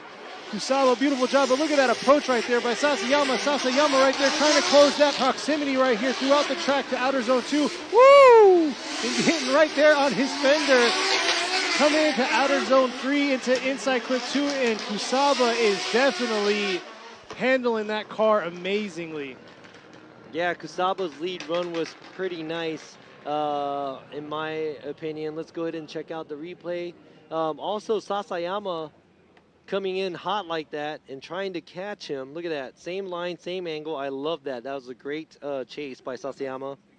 But obviously, a great chase only comes from a great lead. A little bit of a stall there and the tire dipping for Kusaba. He didn't go as deep as he was supposed to at the beginning of the outside zone 2, but everything else looks pretty clean by both of the drivers. So now let's see what's going to happen when they swap places and see Sasayama lead, Kusaba chase. Here we go. Kusaba with Team Cusco, and then we have Sasayama right here with Team M2 Racing. So Kusaba's definitely going to have to keep that close proximity like Sasayama did on his chase run to make this count. But definitely Sasayama's going to have to throw down the closest 100 run he can, hitting all those zones like Kusaba did. So this is going to be a tough challenge for these two drivers right here, switching their roles. But here it is right here. Kusaba staying close to him into this 3-2-1, into initiation into outer zone 1 right here. Kusaba's definitely got to close in a little bit more. Look at that right there. Trying to get that proximity nice and close, and beautiful job by Kusaba. And Sasayama trying to hold out. Not quite getting all the way out in those zones, but giving a run that Kusaba's definitely can be able to chase. All right, looking at the replay again. This time, it looks like Kusaba had to run a shallower line through outside zone 1 following Sasayama. Look at right there. Kusaba isn't mimicking Sasayama's line as much as he was when Sasayama was chasing. But right here too, Sasayama does similar line with Kusaba around outside zone 2, but does go around it pretty smoothly, like I said. Yeah, let's see if we can get another replay look at that of those two right there.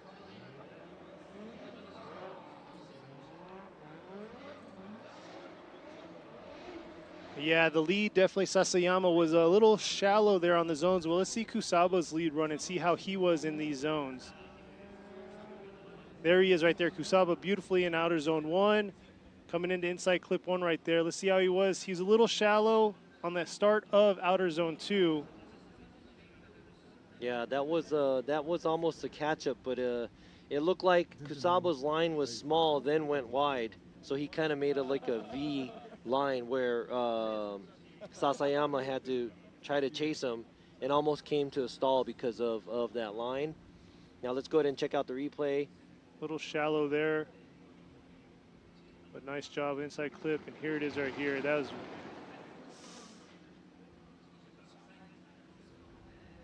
real shallow in outer zone 2 there by Sasayama. So they both made their fair share of mistakes on their lead run. Oh, here we go. I love this. Thank you, drone. Here you go.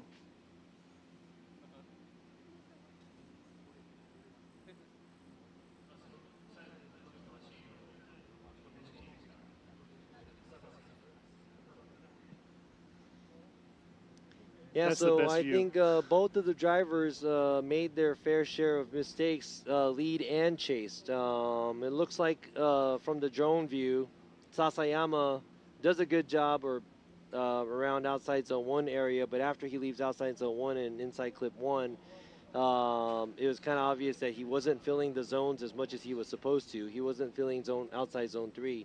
Now, on top of that, Kusaba being on a smaller line chasing him too, that's a no-no as well. He should be able to make or mimic his line and angle as a chase car. Now back to the other, oh, here we go. Here we go. Robbie Nishida is going to go with it one more time. Ryan Lontaine is going to go with Kusaba, and Yoichi Imamura is going to go with Kusaba. So there you go.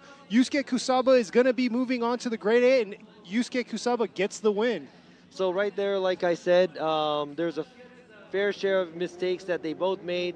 Kusaba was on a smaller line, and also Sasayama was running a smaller line as well. But I do think that Kusaba did run a better outside lead line, and obviously his better lead run made Sasayama give a better chase. So I believe I understand what the other judges are coming from, but a very close call. I gave him one more time, but I do agree with Kusaba moving on, so Kusaba is going to move on. So congratulations. So moving on to our next battle, it's going to be against number 8 Koichi Yamasa in the Team Well JZX 100 versus Junya Ishikawa, number 33, with the Hiroshima Toyota Team Droopy 86.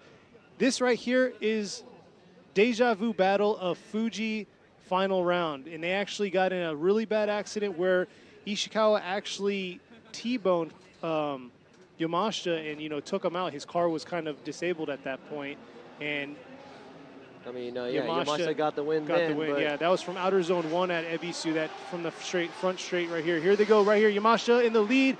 Ishikawa right there. Ooh! Ishikawa right on his fender. Maybe give him a little love tap, and here they go, coming into outer zone 2 right here. Come on, Ishikawa's going to have to close that proximity a little bit more, but beautiful job right there.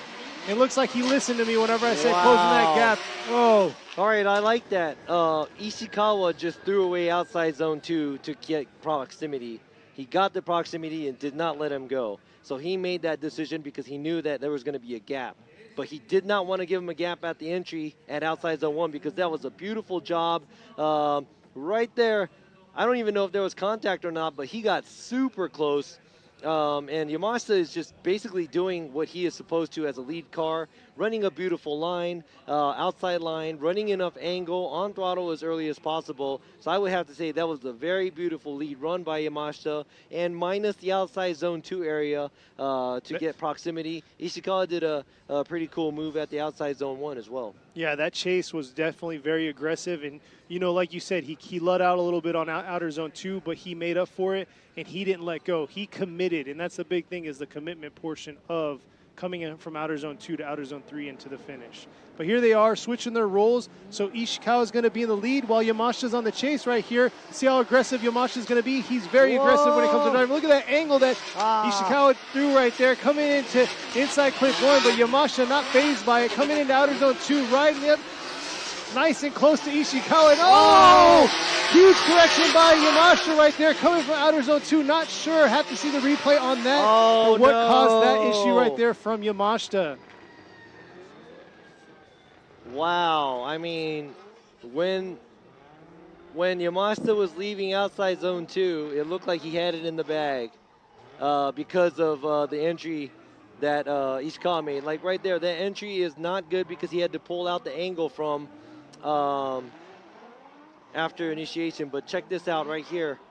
I would have to see. There was a tap, and man, that was like almost 3 tires off by Yamashita, and almost a straightening. Yeah, let's see if they let's see if they're gonna show us that drone footage for it, because that's gonna definitely give a little bit more insight on if there was contact on that outer zone 2. Yeah, then what we have to focus on is even if there was or wasn't the contact, was it caused by the lead car or the chase car? And if Ishikawa has a good pace leaving that outside zone 2, then it could be let's see if there was the chase car's fault. Let's go ahead and check this out. See if there's contact or a slowdown or anything.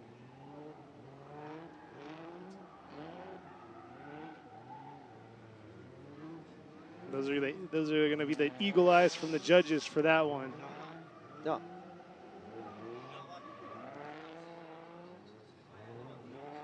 So let's see. This is our second to last run for our top 16.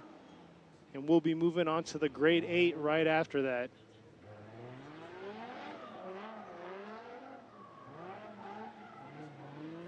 Here you go right here. This is insane entry right here by Ishikawa into outer zone 1, but like you said, he had to compensate a little bit and kind of leave a little early, and less angle coming out of outer zone 1 to outer zone 2. Here's where the contact that they're trying to view. Looks like there was just a slight love tap, but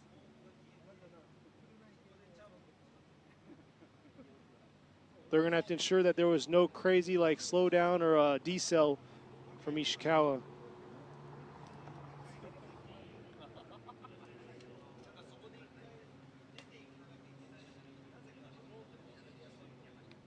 So right now they're deliberating between Koichi Yamasa, who is the points lead of the season, sitting at 261, going against Junya Ishikawa, number 33, with the Hiroshima Toyota Team Droopy in the 8.6. So here's another view right here with Ishikawa in the lead and Yamashita in the chase.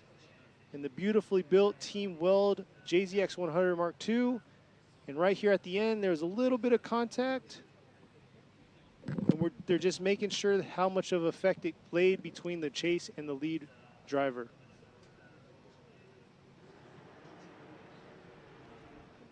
Upon further review, what'd you see there, Robbie? All right, let me go ahead and explain to you what we saw from the drone footage. And thank God that we had that drone footage right now. But what had happened was the smoke trail from Ishikawa's car stopped right there. So he slowed down, essentially. Pretty much he let off. I'm not saying he slowed down, but the pace of leaving the outside zone 2 changed. Okay. And you can't do that mid-drift. And looks like that's what happened, and that's why Yamashita basically caught up to him too much, and he had to avoid the contact in some kind of way, and pretty much that was it. And yeah, we could only decide what we see from the drone footage and the replays and from our naked eyes what we see from the track. But earlier, when everything was fast-paced, it was really hard to tell that. I thought Ishikawa was just going and well, let's say now we know. Now let's go ahead and focus on how Ishikawa was where that contact happened. Ishikawa, too much angle there, pulls out angle, not a good entry right there. Doesn't hug inside clip as much, and right here, gets back on gas, then the leftover smoke, it looks like the leftover smoke coming out of it, but looking at the drone, it was very obvious that there was no smoke coming out of the side. So I guess we're going to have to go ahead and look at it in that way and make the decision. The struggles of what the judges have to deal with. And I mean, those y'all out there are giving your opinions with, one more time, or, hey, he did slow up. There's agreements and there's disagreements in it. So everybody sees all aspects of it. These the drone views and the replays that they're being able to see will give them the ultimate determination. Here you go, Robbie Nishida going with Yamashita, Ryan Lantain going with Yamashita, and Yoichi Imamura is going to go with Yamashita. So Koichi Yamasa is going to get the win and moving on to the grade 8. And I would have to say that that's probably the factor right there, leaving outside zone 2. We don't have a decel or excel zone, but all we can do is look at the footage that we have, and pretty much that's what happened. And there was a tap from Yamashita, but we're blaming the tap and the cause on the lead car, which Ishikawa did let off right there after coming out outside zone 2. So moving on, this is going to be our final battle of the top 16, and it's going to be against number 90, Shinji Minoa, in his JZX 90 Heyman TM Labo Mark II, going against number 19, Yuchi Amagai, in his Perfect Style with Good Ride S15. Amagai has been very aggressive, and he's been attacking every driver that he's gone against. So we'll see how he will approach Shinji Minoa here in the chase position. And at the same time, we'll see what Shinji's going to throw down, because he did, if you're just now following, he went through a protest after top 32 against Takizawa and ended up winning the protest upon further deliberation and so he was supposed to get it one more time, but Takizawa actually threw in the towel because he admitted, saying that it was more of his fault and he didn't want to go on and do any more battles, so he just kind of stepped down. Great sportsmanship by Takizawa right there, but now we will be seeing Minoa go against Amagai. Here for the grade 8, try to get to the grade 8.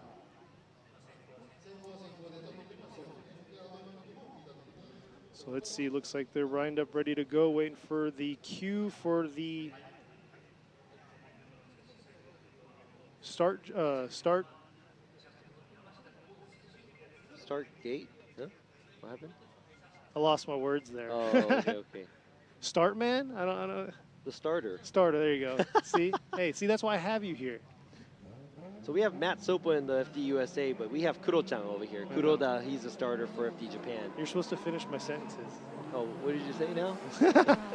All right, here they go right here. Minoa in the lead with Amagai in the chase right here. Look at Minoa's bringing some heat this time, but Amagai once again coming in. Look at that, fighting through that wall right there, coming into inside clip 1 to outer zone 2.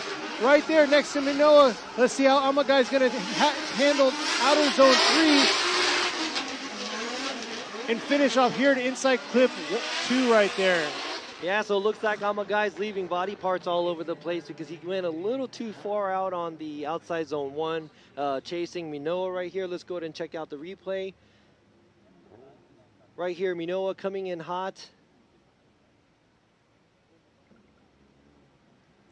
Whew. Fills outside zone 1 fairly well. It looks like Amagai got super close right there outside zone 1. And looked like he was trying to avoid the contact there. And he went into the actually sponge barrier. All this stuff is falling off, but fairly clean run by both of the drivers. So we'd have to take that in consideration, where Amagai did kind of wash out after he entered the outside zone 1. But now we're going to have to see what Amagai has to show when he's leading Minoa and Minoa giving chase.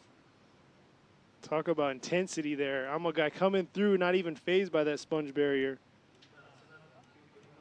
But like you said, we talked about earlier, Amagai's been attacking a lot of these drivers, and he's been coming with some heat. And that right there, having that drag coming through the 3-2-1, and he just went ahead and just initiated with some solid heat. Yeah. I thought he was going to make contact, but luckily, Yeah, I mean, I think he owns a body shop, so maybe body panels isn't a big factor for him right now. But jokes aside, let's go ahead and see the second half of this battle with Amagai now leading Minoa.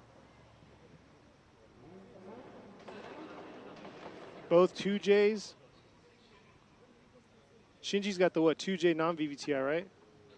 Ooh. Stumped question.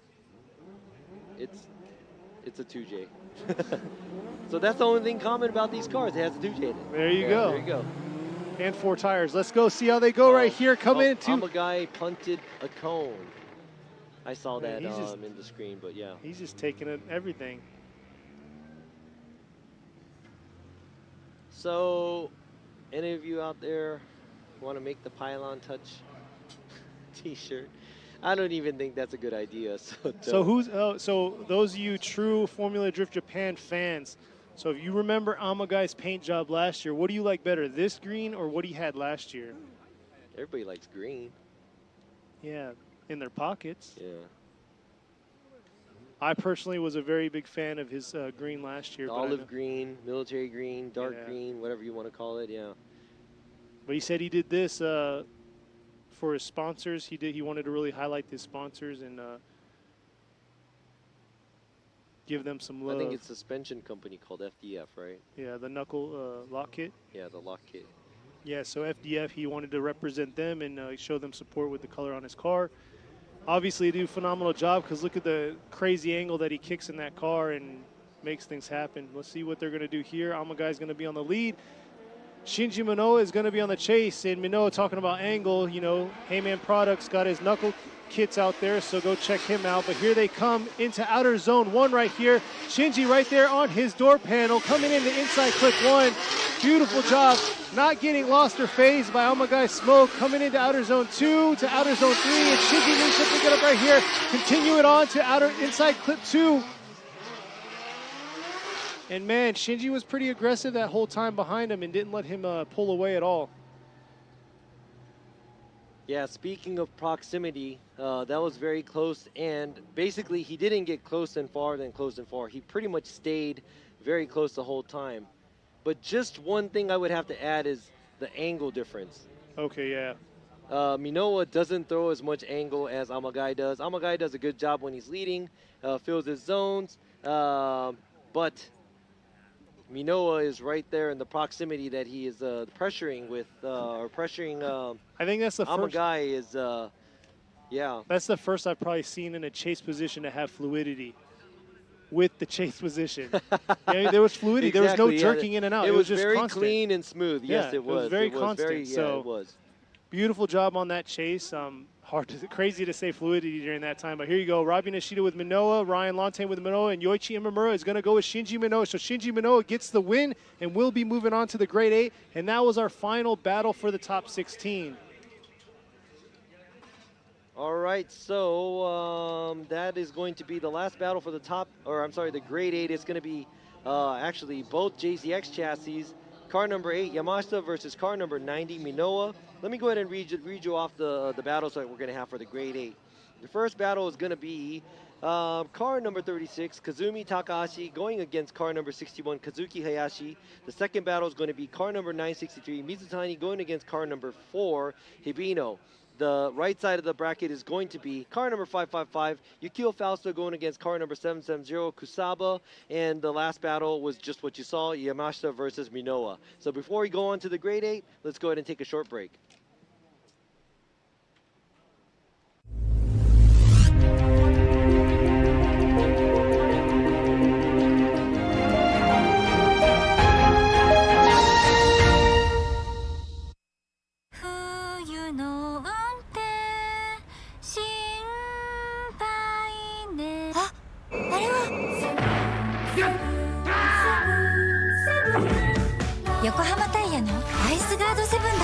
滑りやすい凍った道でもちゃんと曲がる、ちゃんと止まる、高い安全性能を発揮。アイスカートセブンにしよう。セブンセブンセブン。やる横浜やる革新のカーボンベゼル。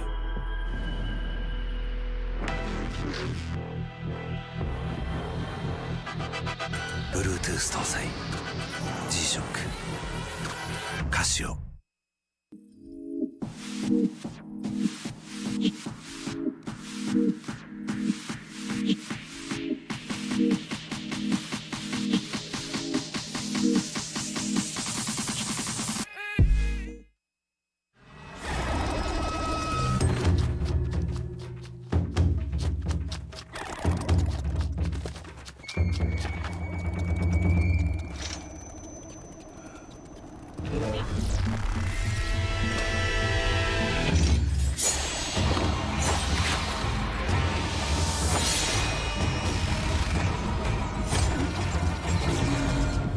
Made in Japan. Breed.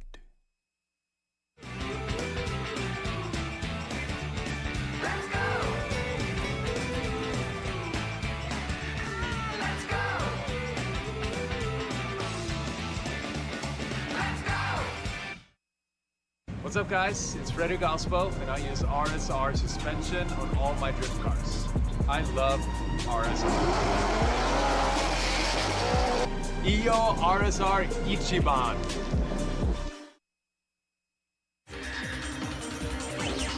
伝統と革新小倉クラッチのテクノロジーを凝縮チャンピオンを取るためのクラッチオグラレーシングクラッチ ORC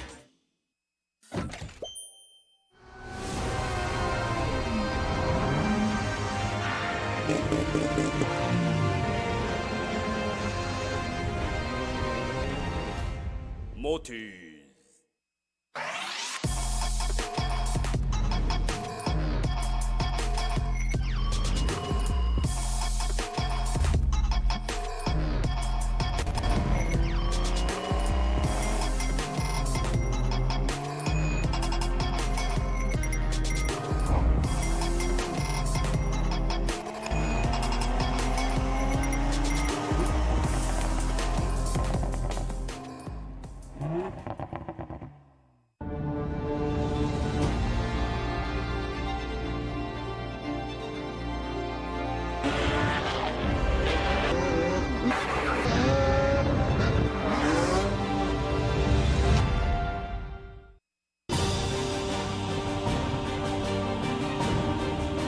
The brightness called brilliant, blinding and vivid, Valentine.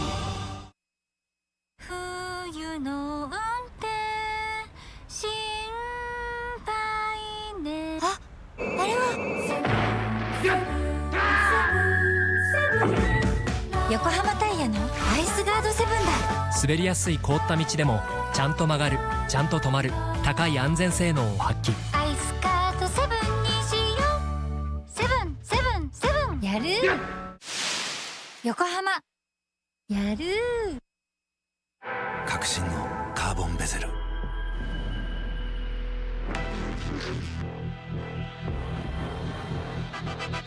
Bluetooth 搭載 G-SHOCK カシオ。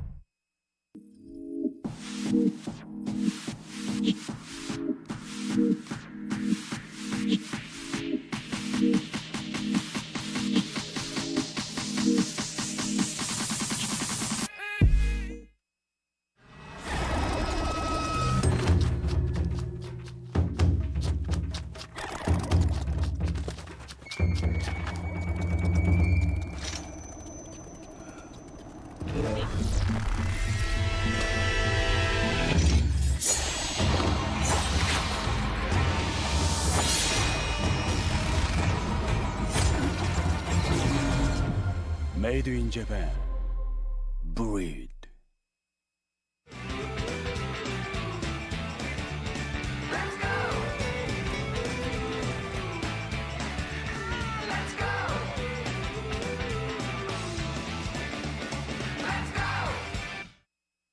What's up, guys? It's Frederick Ospo, and I use RSR suspension on all my drift cars. I love RSR. Iyo RSR Ichiban.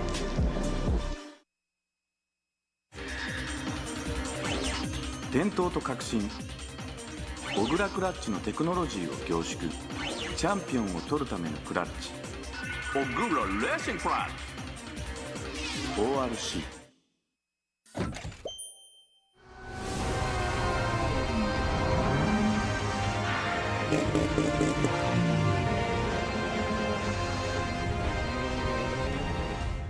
Motive.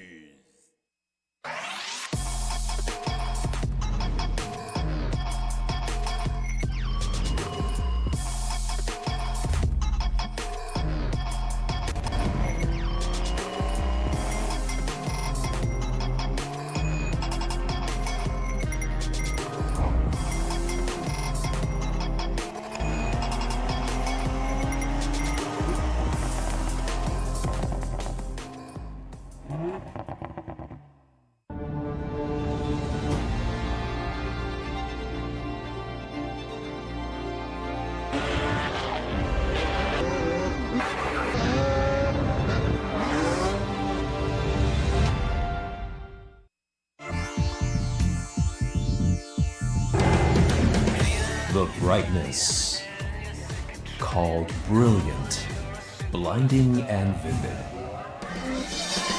Valenti.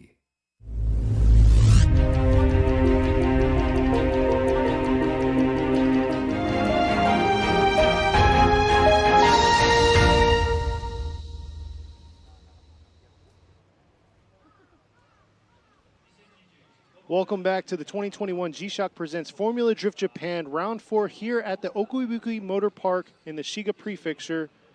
If you're just joining in, you're going to be with me, Kenny Harrison, alongside Robbie Nishida. But till then, let's hear from Marina. Yeah, so we're going to go ahead and have an interview real quick with Takahashi, who is going to be going. ありがとうございます。まずは進出おめでとうございます。まああんまりいい勝ち方じゃなかったと思うんですけど、まあそれでもしっかり勝ててるんで、そこは素直に喜びたいと思います。最近あまり勝ち上がりがちょっと難しかった印象があるんですけど、ご自身的には調子は上がってきてますか？今回もあんまり自分の中では乗れてる感じではなくて。やりすぎないように本当にそういうところ気持ちを抑えながら冷静にしっかり走ろうと思っていつもやっぱり高ぶってきてやりすぎちゃうみたいなことが多かったんで、しっかり冷静に入れてるかなとは思います。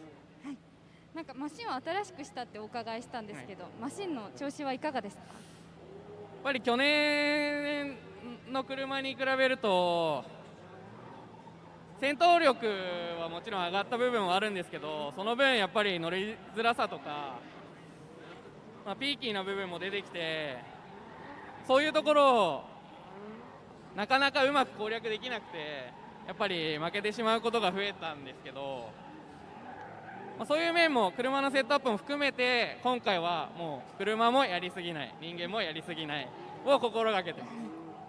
はい、ありがとうございます。引き続き頑張ってください。ありがとうございます。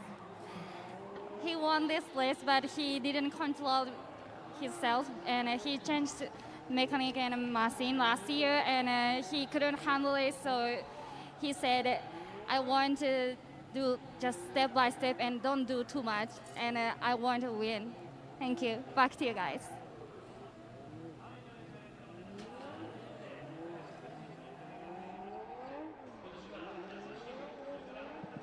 Thank you, Marina, for that. Thank you, Marina, for that interview. And here we are back to our, we're here in the grade 8 now. So here he is getting his tires scrubbed up and ready to go. Yeah, Takahashi's warming up his tires, but yeah, he said it's not a clean run, or I'm sorry, he hasn't been winning as he wanted to win, but it seems like he hasn't been winning so much lately, so he just says that he's trying to calm himself down and keep calm all the time, and don't try to overcook it or even overthink it as a person, him in the car. So since he is in a new car from the BMW now in the JZX100, he said this car is a lot more advanced, but at the same time, he said it's a lot harder to tame, and he's trying to get that done as soon as possible, and he's trying to overcome that as soon as possible. So he hopes he can make the proper setup in the car and himself doesn't do too much. Awesome. Thank you for that elaboration. Yeah, they were asking in the chat, like, hey, what's a little bit more that he said? So there you go. Robbie was busy taking care of other things, but here he is. He was translating real quick, but here they are ready to go, fire up.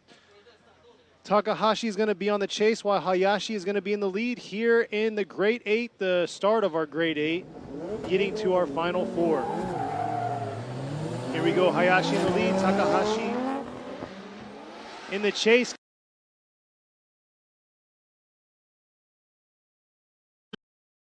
Three, two, one. Hayashi, nice job coming in into inside clip one. Can Takahashi right here keep that proximity close to him? Coming into outer zone two right here to outer zone three. Beautiful job by Hayashi, but can Takahashi keep that proximity close to him? And man, Hayashi once again threw down an amazing lead run. Man, Hayashi's lead run was it was very, very impressive. I mean, he did what he had to do, and maybe even more as a lead car right here. Let's go ahead and check this out right there. He makes sure that the car is within proximity to the outside zone at the outside zone one, stays close enough on in clip one. Right there, almost hits the wall, but doesn't. Rides the outside line on the outside zone two, fills outside zone three fairly well, and inside clip two. Now, within the whole time I was telling you this, Takahashi was pressuring him, giving him a good run for his great lead run. So let's see if Takahashi could go ahead and copy that or even do a better lead run and see what Hayashi's going to do behind him. Yeah, most definitely. Hayashi is probably going to keep his runs pretty consistent and keep the proximity as close as possible. But man, between those two runs right there, they're pretty solid. So we'll see what's going to happen here for Takahashi in the lead and Hayashi in the chase right here. Here they come, coming up the strip into the 3-2-1. Takahashi, nice job, early initiation, but Hayashi's right there, mimicking his initiation. Nice angle coming into inside clip one to outer zone two. Look at Hayashi right there, keeping that close proximity, what we want to see, and beautiful job manipulating that car up to Hayashi. Hayashi, beautiful job finishing off an inside zone. Oh!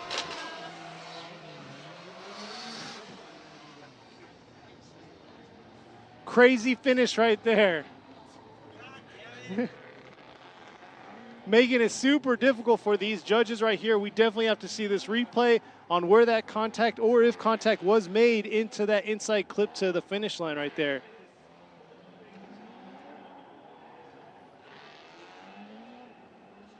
All right, let me go ahead and check this out. If there was any severe pushing or not.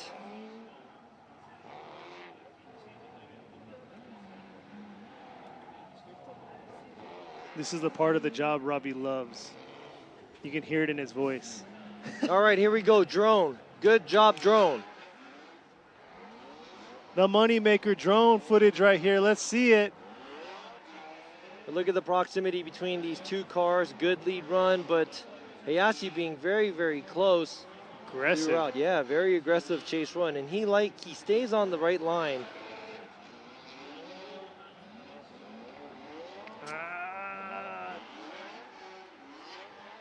Glad I'm not a judge. Yeah, it looks like there was contact there, and I mean, I'm gonna have to go with what I see on the replays here.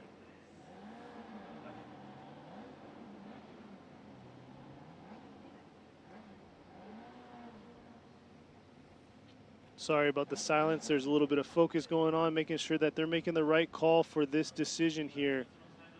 Because, man, Hayashi was definitely on an aggressive chase throughout that whole entire course. But hopefully he didn't bite off too much, more than he can chew. So here's another view of the drone. You can see there, here's the bridge where they cross, where the river's at, come across into inside clip one. Beautiful job by Hayashi coming in, closing that proximity right here to outer zone two. And then throttling all the way through from outer zone three to inside clip two. But the thing is right here, that little tap. Not sure if that tap was initiated, causing Takahashi to spin out or what.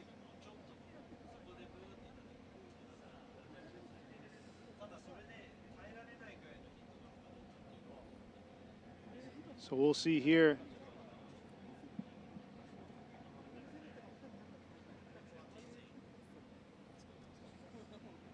Waiting on the judge's call. Get another view of the replay from the drone view to see where the exact contact was made. and to see if Hayashi or let me see. Right here, coming in, slowing it down for him.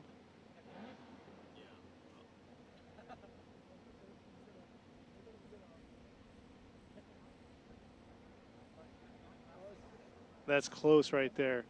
And ultimately, they have to come finish off with a drift, through the finish line. And that's the issue that they're having right now, is that contact that was possibly made the outcome of what happened at the end there.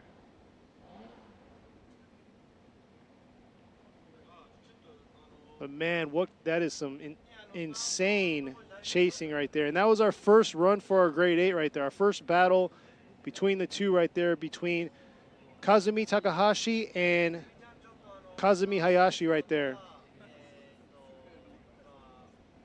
Kazuki Hayashi is in the Good Ride Works S15, while you have Kazumi Takahashi in the TMS Racing Team's Cylon Tire JZX 100 Mark II. Hayashi's team anticipating the call.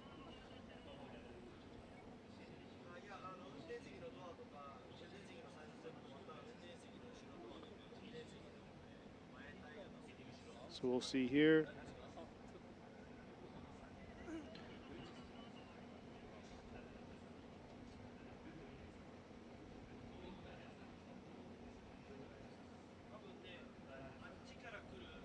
Yeah, this is definitely a tough call. There's a lot of delays, but yeah, if you're just joining in, we're here at Okuibuki for round 4 of the G-Shock Presents Formula Drift Japan 2021 series up here in Okuibuki. So originally it's obviously a ski resort, as you can see from the surroundings and some of the drone footage and other footage that they show. So in the wintertime, it's a huge ski snowboard resort.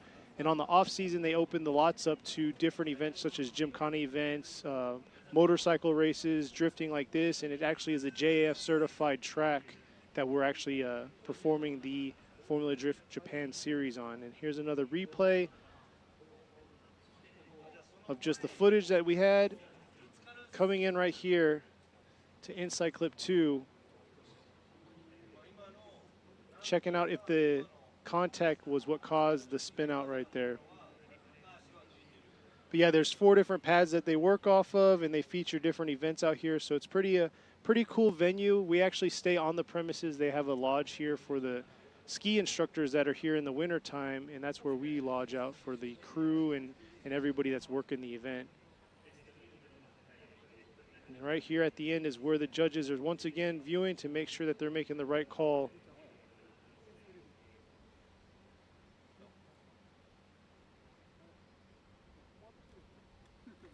But yeah, with this delay, is there anything y'all want to know about the track, about the series? Kind of got some dead time waiting on the judges to make their call. But yeah, it's very unfortunate. Currently, we don't have any spectators, so we're still dealing with no spectators. Last event at Sugo, we had spectators, but once again, we had some spikes in COVID cases, so they once again had to shut down spectating. So we are no spectators. We're relying all off y'all.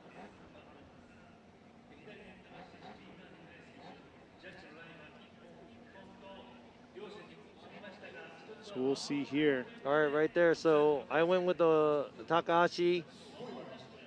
Lantain went with Hayashi. Yoichi Momura went with the one more time. The biggest factor for me, I would have gave it to Hayashi, but he hit him. And yeah. I know, and it doesn't look like that was a severe hit where it's going to make Takahashi have to spin out. And I get it. But just going off of the door mark and the tap that he did do, and it was very, very minimal.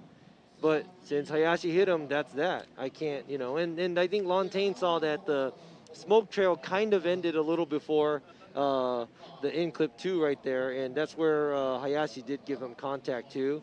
So I think he went with that. That's why he gave it to Hayashi, where he was thinking, I think, that the contact was caused by Takahashi. So there was the difference between 3 judges. One guy thought the contact was caused by chase car. One judge thought the lead car caused the contact. And we have one judge that said, you know what, that's too close to call. With or without the contact and not, that's a one more time. So we're going to see it one more time. So it's a split all the way down the middle pretty much. So Exactly. yeah, definitely, it was a tough call, but Hayashi definitely came with some aggression, and I'll give him hands down to that, but he just needs to control that aggression and make sure that he is stabilizing himself to not make that contact. Because like you said, if he didn't make contact, hands down, you would have gave it to him. So here we are. We're going to move on to our next battle to let those other two square their vehicles away. It's going to be against Daichi Mizutani. He's going to be in the chase position going against Tetsuya Hibino in his Liberty Walk S15. 4-rotor versus 2J here. Hibino took a little bit of damage against Saito in his top 16, but here he is right now, ready to go, fired up, coming in outer zone 1 right there to inside clip. Mizutani closing that proximity, and beautiful job right there in the inside clip. See if he can carry that through, but it looks like he's lacking in the angle that he needs for Mizutani. And Hibino, once again, just making that car perform and do what it's built for. Beautiful job by Hibino. He's been doing the same this whole time. Nice rate of angle going from straight to outside zone 1, and he pretty much fills outside zone 1 good. Mizutani is right there. He is not giving him any kind of space, but after here, he has to make up ground because he gets left behind a little from Hibino. But Hibino, he does whatever he has to do as a lead car, and I think he did a good job. Mizutani, I think half of the track, he was very, very impressive on proximity, but after outside zone 2, he kind of lost ground with Hibino. So now what we're going to have to see is we're going to have to make sure Mizutani could give Hibino a good enough lead run to let him get do a good chase. Yeah, because Mizutani definitely kind of suffered or made himself suffer there in outer zone 2 because he didn't match that. He didn't mimic the same line and mimic the same angle as Hibino, but let's see how Hibino's going to perform behind him. First time going through right here. Mizutani in the lead, Hibino in the chase right here. Can Hibino keep that proximity that Mizutani did? And here it is right here, mimicking his angle perfectly with Hibino coming into outer zone 3. Beautiful job on that chase position for Hibino. Mizutani throwing it down for a beautiful lead. And that was a nice tandem battle right there. See, it's weird when you watch these cars move up the ladder. I mean, Mizutani is getting better and better and better every battle. Look at his lead run. I love the way he tackled outside zone 1. Look at this. He does fill the zone very good. Hibino basically is chasing him down and not giving him any room. Look at that outside zone 2 by Mizutani. He does dip a tire right there, but at the same time, Hibino is right there. And matching him up. Hibino is not in the inside line. He's on the same line Mizutani is, and that is very impressive. It's really, really hard to do that behind the moving clipping point, which is the leading car. So, hands down to both the drivers. Great lead run equals great chase. Both cars did great, and let's see what's going to happen. There's the Liberty Walk team anticipating. They're watching the the Tundra truck that you've probably seen before, with the giant screen on it. They're checking out and see who's getting the call for the win. And actually our first determination battle for the grade 8. Moving on to the final four. Here we go. Robbie Nishida going right to Hibino. Ryan Lontaine to Hibino, and Yoichi Imamura is going to go right to Tetsuya Hibino. Gets the win, and moving on to the final four, our first competitor into the final four. Man, but I have to say that Mizutani put up a very, very good fight with Hibino right here. Very impressive lead run. I only see good things with this young driver in the future, so good luck to him at the next round. Yes, most definitely, and like we were talking about earlier, that was a second round that he's came with this car in the new engine build that he had. Yeah, so he's probably going to get more and more used to that car. Most definitely. And here we are moving on to the right side of our bracket. We'll get back to our one more time battle for our first round. So here we go against fan favorite here. It's going to be number 555, Yukio Fausto with the Side X Japan with sideways experience. S15 going against number 770, Yusuke Kusaba in the Team Cusco A90 Supra. Oh, this is going to be exciting too because we got the wild child there, Fausto, leading Kusaba. Kusaba is, been in FD Japan for quite a while. He had his own program before. Now he's trying for Cusco. Let's see what's going to happen with this battle. Here they go. Fausto in the front. Kusaba in the chase right here. Leading it up. Look at that angle right there coming out. Oh, come on. Correction by him right there. I don't know what happened, but here they are finishing off strong. Kusaba trying to close that proximity gap by taking that shorter line, swinging around and trying to stay out of that smoke cloud of Yukio Fausto, but not sure what happened approaching that outer zone 1. That was his front washed out. I mean, man, that was a big mistake. Let's check out some parked cars on the straightaway. Oh, okay, I'm sorry. Let's check out the replay. Oh, let's check out more of the parked cars. That's Mizutani chilling on the straightaway with Hibino there. Looks like there's a big gap there, but actually that's after the finish line. So let's see if we can get this replay coming in.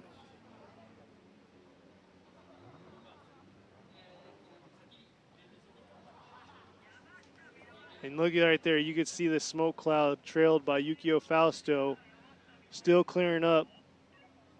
I guess we're not going to be able to see a replay. We just want to keep it. We're trying to hide things from you so you won't get it. No, unfortunately, yeah, they don't have it, so we'll see how it's going to go with Kusaba in the lead and Fausto in the chase. But you just have to remember what just happened on the track. Hibino was parked behind Mizutani far, far away. Causing it to freeze in that moment, and remember that moment that they had. That's all I can remember right now. But here we are at the start line. Kusaba, Fausto, head to head. Fausto's going to be on the chase here. Kusaba's going to be on the lead. Man, that was a big mistake by Fausto leading at the outside zone 1. But anything can happen here. Exactly. So we can see what Kusaba's going to throw down. He's been doing an amazing job in his A90 Super. He's actually has greatly improved from last year till now in this vehicle. So let's see. Oh, looks like we have a pylon knockover. Pylon touch. Pylon touch.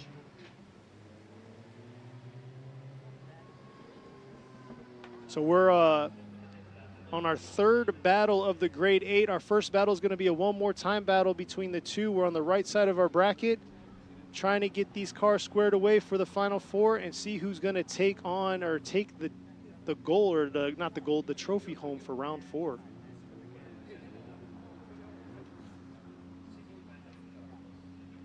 All right.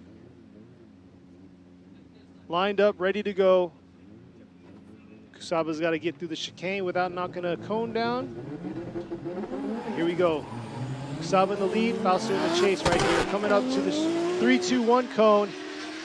Kusaba, nice initiation coming in. There you go, Fausto coming in real aggressive against Kusaba. See if he can hold that aggression all the way through. And here he is right here, coming into outer zone 2. Keeping that nice proximity and bringing a cone along the ride. And here he is. But Kusaba once again filling those zones and making it look pretty solid on his lead run.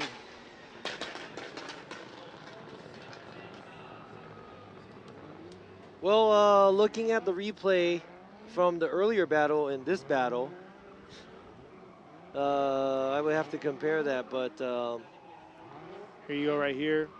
Right there.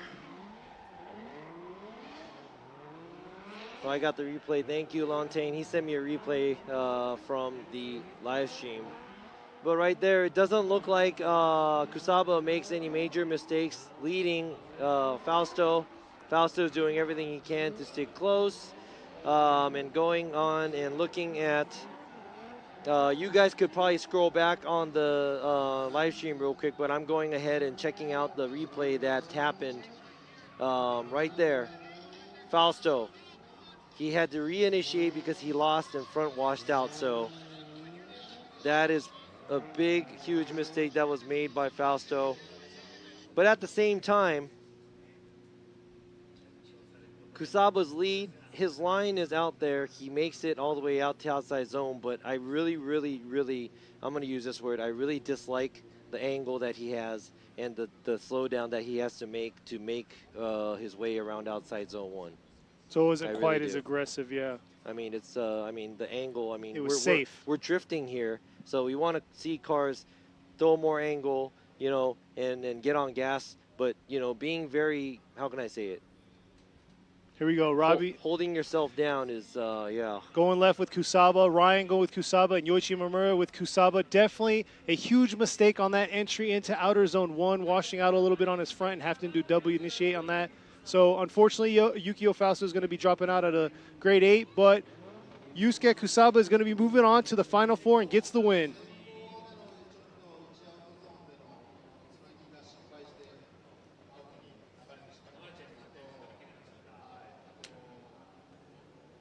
Very unfortunate. His fan base on here is extremely crazy. Like, you guys are all over the place and you guys are everywhere. So hands down, thank you all for sticking around and, you know, supporting Yukio Fausto. He loves y'all and he is 100% appreciative of y'all. And that's all he ever tells us is, hey, tell my fans that I appreciate them, I love them, and, you know, give them a #1 shout out. So that's what I always try to do. So unfortunately, he will be dropping out there, and Kusaba is going to be moving on to the Final Four. But here we are coming up to our last battle on the right side of our bracket, and it's going to be against Yamasa and Minoa. So number 8, Koichi Yamasa, is going to be in the Team Well JZX 100 Mark II, going against Shinji Minoa, number 90, with the Heyman TM Labo JZX 90 Mark II. So 100 versus JZX 90. Here they are coming up in the strip. Yamasa is going to be in the lead. Minoa in the chase, coming in at 3-2-1. Beautiful job right there. Yamasa getting outer zone 1 right there. He didn't have some clip, but look at Shinji right here, closing in that gap right there, taking a sharp line inside on Yamasa, but losing a little bit of ground right here, coming from outer zone 3 to inside clip 2. And Yamasa just showing all that commitment coming from outer zone 2 all the way around to inside clip 2. Yeah, let's go ahead and check out the replay here. Yamashita leading. Looks like Yamashita is doing a great job with angle and line. Looks like he is a tad bit short, filling outside zone 1, but Minoa does a good job mimicking the line, but he does the switchback a little too early, so he kind of goes into the inside line. After that, he goes back onto the line he's supposed to be, but he is losing ground following Yamashita. Right there, he kind of takes off, leaving the horseshoe. So I would have to say it would be half and half, where Yamashita did. He usually does a better job on the filling the outside zones, but it looked like he was slightly on the shallower line. But at the same time, even shallower was Minoa from outside zone 1 to outside zone 2. So the tables are now turning. Minoa's going to be on the lead. Yamasa on the chase, and Yamasa closing in on Minoa right here, coming into outer zone 1. Look at Yamasa keeping that proximity. Ooh, just grazing that sponge wall, but not quite getting too phased by it. Coming into outer zone 2. Maybe it was too hot in outer zone 1. Rolling through outer zone 3 there, closing that proximity, keeping that gap nice and close between him and Minoa. Wow, so I'm going to have to check out that replay once again, what happened at the outside zone 1.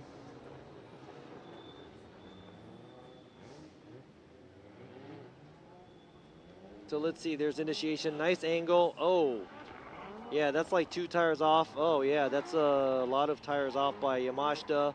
And there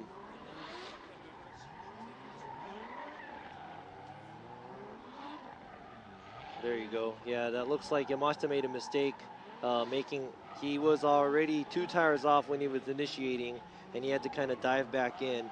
So I'm going to have to see the other replay one more time. He's going to see if he can get another view.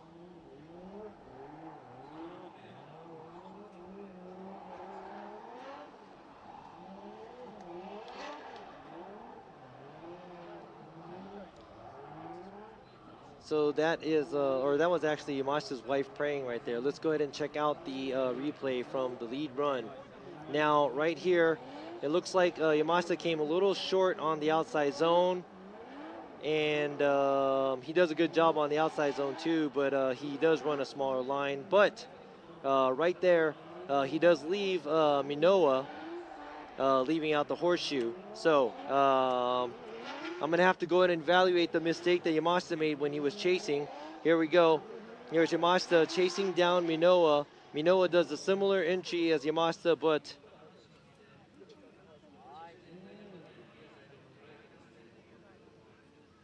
filling outer zone 2 there. Yamashita right there on then his he door does, all the way yeah, through. he does a good job on the lead run. He does fill the zones that he needs to, and when he was chasing, I would have to say, after we see this, I think the mistake when Yamashita was chasing Minoa is kind of big. Here you go, Robbie Nishida going with Shinji Minoa, Ryan Lantame going with Shinji Minoa, and Yoichi Imamura going to go with Shinji Minoa. So Shinji Minoa gets the win and will be moving on to the final 4. So Yamashita's adventure today is going to end right there because I think the biggest factor there for him getting taken out by Minoa was probably at the entry where he did have to dip too many tires off. After he dipped the tires off, coming back into the track and passing outside zone 1, he had to fix his angle and correct himself to try to get back on path. Now, his proximity was better throughout the whole track, but that was a big mistake that was made by Yamashita. So now we're going to have to see who's going to be the last spot going into the final 4. Is it going to be Takahashi or Hayashi? So here we go, going back to our one more time battle. But that was a good run by both cars, obviously. Yamashita leading the points. He's still leader, obviously, right now, making it to the grade 8. Let's see how far he can go. But now, let's concentrate on this run. So here we go right here. Hayashi in the lead, Takahashi in the chase position right here. Hayashi, beautiful job in the outer zone 1. Let's see how he finishes off the rest of the track. And Takahashi right there, closing that proximity, trying to mimic that angle and keep that close proximity all the way through the track. Let's see how they both finish off here into inside clip 2. Wow, that was phenomenal. Yeah, that was awesome. If you if you Google tandem drifting, that might even come up because that looks like textbook clean driving by the lead car and the chase car. Hayashi gives Takahashi a really, really good lead for Takahashi to chase. And this is a prime example where the lead car does good on angle, runs the outside line, and Takahashi copies every move and mimics Hayashi's line and angle throughout the track with good proximity. So that was great. I don't know. This might be better, though. Hayashi's ready to go. He's ready to chase. He showed it to us last battle that they have. Now this is their one more time. He came a little too aggressive, gave a little love tap right at the finish to Takahashi, but let's see if Hayashi can make it happen, keep that close proximity, but keep that contact a little, to a minimum, to 0. Here he is right near Hayashi, coming into his left quarter panel right here, coming in inside clip 1 to outer zone 2, keeping that proximity very well, mimicking Takahashi right there. And here they are finishing off in inside clip 2. I mean, that's a hard call right there. That was a beautiful run, and that's right there. We're in the grade 8. Hey, I made my call. I'm not going to say what it is, but check this out. Takahashi does a good job leading, but he looks like he comes a little shorter on the outside zone 1, pinches the line going to the inside clip 1. Right there does not fill the outside zone 2 as a lead car. Hayashi is giving him pressure, staying on the line that Takahashi is driving in front of him and doing exactly what he needs to do to follow the moving clip. So now I'm going to have to look into the lead and lead to lead, chase to chase. Yeah, what do you guys think? They all want one more time. But I know. You're right. It all comes down to lead, chase to chase. And like you just highlighted, Takahashi right there, outer zone 2, he played it real shallow. I don't know if it was because the way he came out of outer zone or inside clip 1, but there you go. Robbie going with Hayashi, Ryan Lantame, Hayashi, and Yoichi Imamura with Hayashi. So Kazuki Hayashi is going to be the last one to go into the final 4 and moving on up. All right, this is going to be very, very interesting because now we're looking at guys that are still not in, I guess, the championship race because Yamashita just got knocked out at the grade 8. But everybody has some kind of chance to make it higher on the ladder, or I'm sorry, higher in the ranking. Now we got car number 61, Hayashi, driving the Good Ride S15 versus car number 4, Hibino, driving the 4-rotor twin-turbo LB Racing S15. And on the other side of the bracket, we're going to have number 770, Yusuke Kusaba, driving the Team Cusco A90 Supra, going against Shinji Minoa, number 90, with the Heyman TM Labo JZX90. But hey, before then, we're going to let Hayashi get squared away and ready to go for his next battle. Check out these commercials.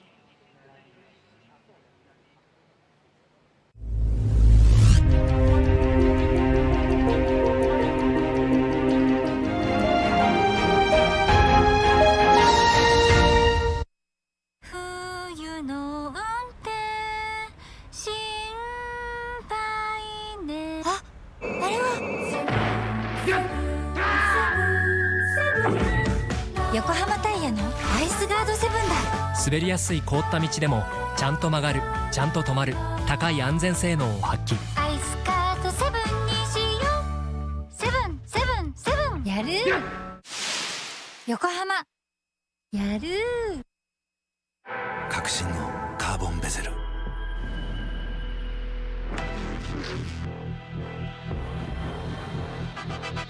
Bluetooth 搭載 G-SHOCK カシオ。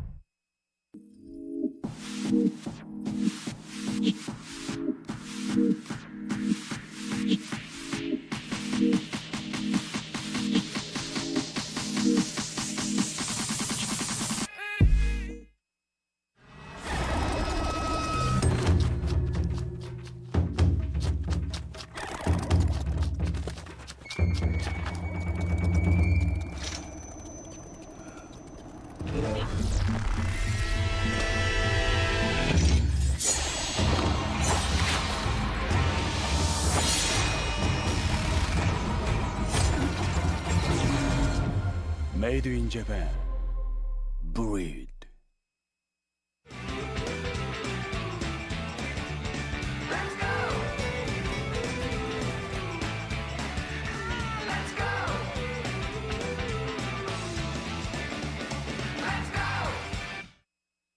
What's up, guys? It's Frederick Ospo, and I use RSR suspension on all my drift cars. I love RSR. Iyo RSR Ichiban.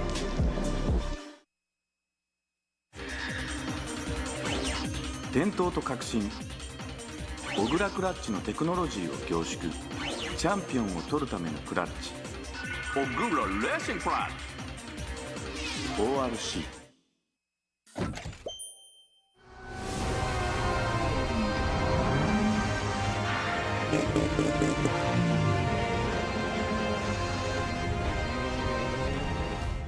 Motis.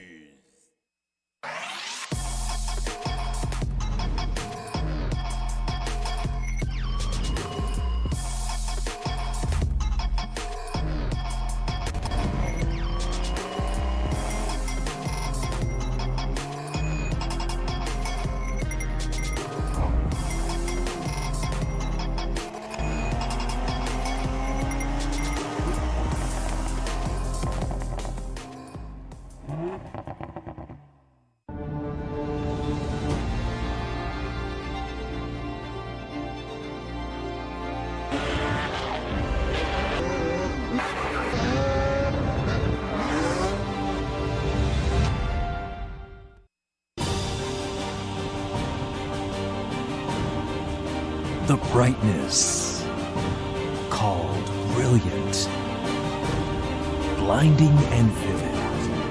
Valentine. 冬の運転心配ね。あ、あれは横浜タイヤのアイスガードセブンだ。滑りやすい凍った道でもちゃんと曲がる、ちゃんと止まる、高い安全性能を発揮。アイスカートセブンにしよう。セブンセブンセブンやる。横浜やる。革新のカーボンベゼル。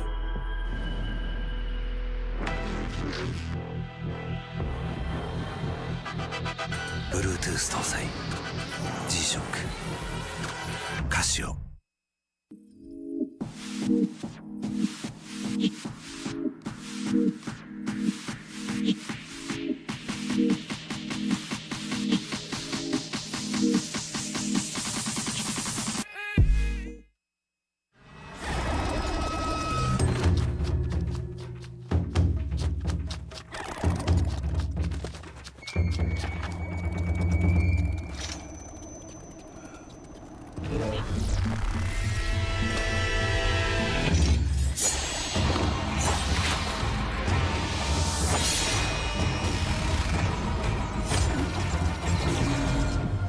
Made in Japan.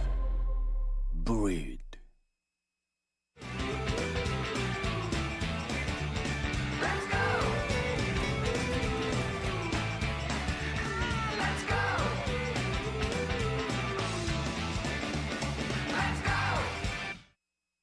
What's up, guys? It's Frederick Ospo, and I use RSR suspension on all my drift cars. I love RSR. Iyo RSR Ichiban.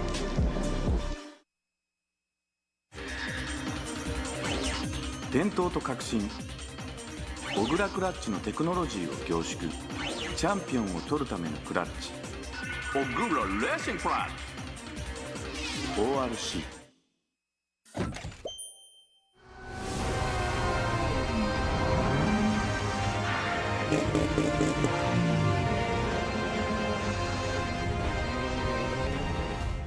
Motis.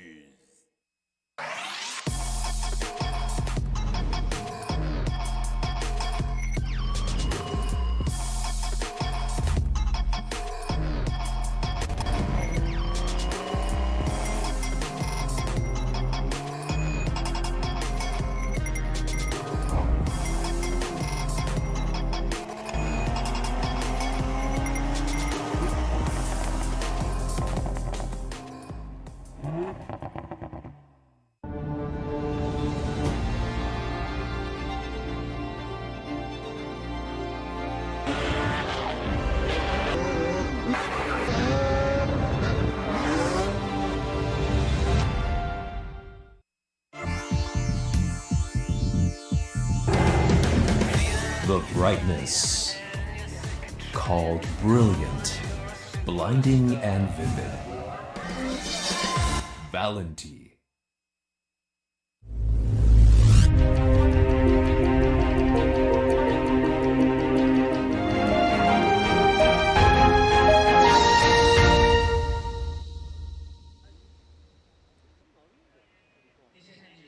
Welcome back, everybody, to the 2021 G-Shock Presents Formula Drift Japan Round 4 here at Okuibuki Motor Park here in the Shiga Prefecture. Knocked out top 16, knocked out grade Final 4, or grade 8. Now we're here in the Final 4. We're ready to get this started. Looks like the cars are pulling up to the burnout box to get their tires scrubbed. But yeah, so we finally made it to the Final 4. Yeah, we finally made it after all kinds of stuff going on left and right. The behind the scenes is intense today.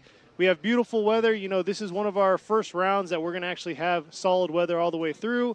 Yes, we suffered a little bit of bad weather yesterday during qualifying, but here we are. It's been beautiful all day. It's going to hold out for us for the finish.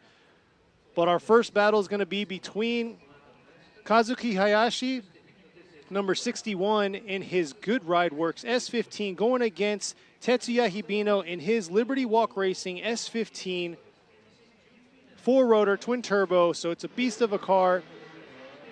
Both drivers have been aggressive all day long. You'll check out Hibino's car here soon. He was so aggressive that him and Saito actually made contact into the wall, took out most of his kit. But that Liberty Walk kit is nothing to back down to. It definitely held up for majority of the day, as much as he's been riding the wall and all the other inner zone or inner clips and outer zones. Yeah, just what Kenny just said. I agree. So let's get back to business right here. Now we're going to see some beautiful tandem drifting by these two cars, just as you mentioned. Both S15s, both monster engines. One's a 2JZ, one's a 4-rotor, twin turbo, crazy body kit on one. Very subtle, but looks aggressive on the other.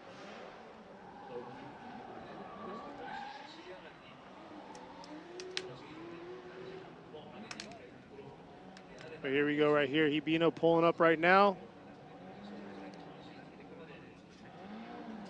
Wow, Hibino's car. Transformed. Yeah.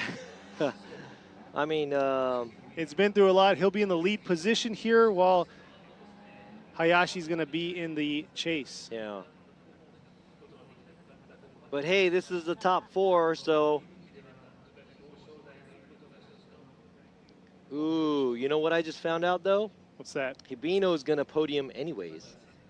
Oh yeah, with regardless, regardless anything, because he qualified 5th, which is higher than 6, 7, and 8, which is Minowa Kusaba and Hayashi.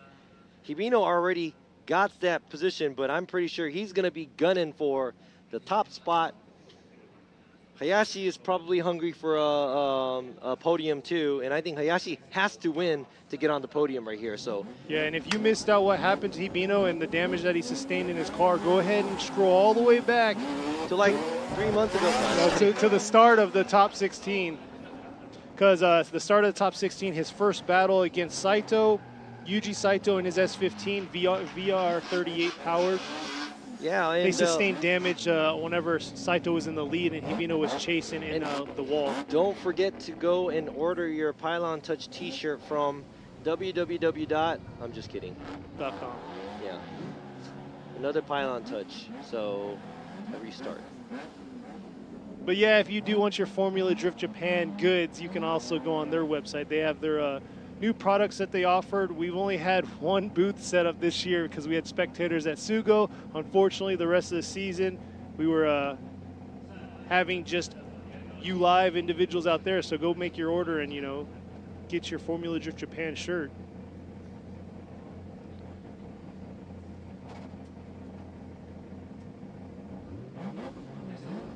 So here they go.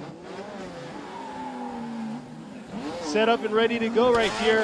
Hibino in the lead, Hayashi in the chase, coming up to the 3-2-1. Huge aggressive approach to outer zone 1 by Hibino coming in, but Hayashi closing that proximity right here. And need I say anything more? That 4-rotor twin turbo is doing all the talking.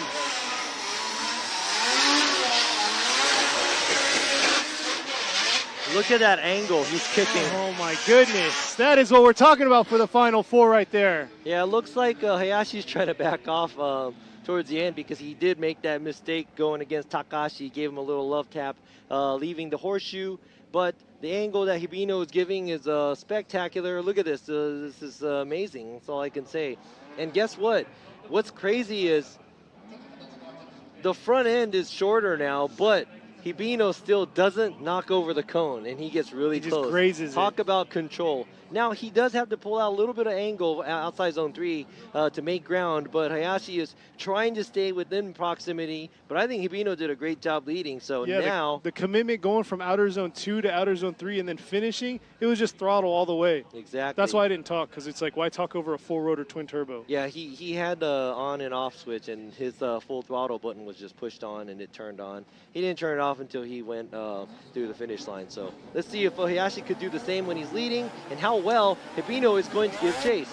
Here it is right here. Hayashi in the lead. Hibino in the chase. Coming in. Look at Hibino not backing down. Full aggression on Hayashi right there. Mimicking every bit of Hayashi's angle. Coming into outer zone 2. Trap is still going. Pushing through. Look at that. They're keeping it going. That's what we're talking about right there. Keeping it going all the way through to the finish. And they got Robbie out of his seat right now. If the camera could show him right now. The big mistake made by Hayashi hitting the wall on the outside zone 2. He just kind of threw it all away, and now Hibino was giving him a great chase. So all we have to do is judge now.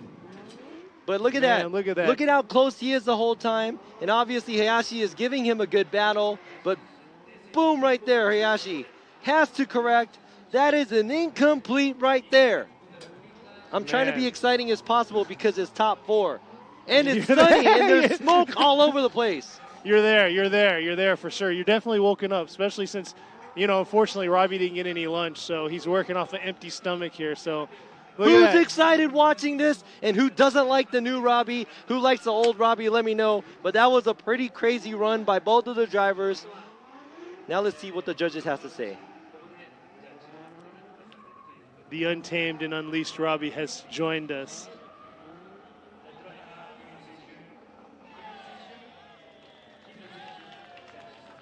And there you go, Hibino, Tetsuya Hibino is going to get the win and moving on to the finals.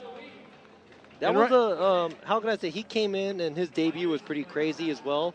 And we thought he was going to be on the podium sooner the way he was driving, but he kept not making it in and not making it in, and now he is there. So he's on the podium right now. He's going to be in the finals. He's going to be battling it out in the finals.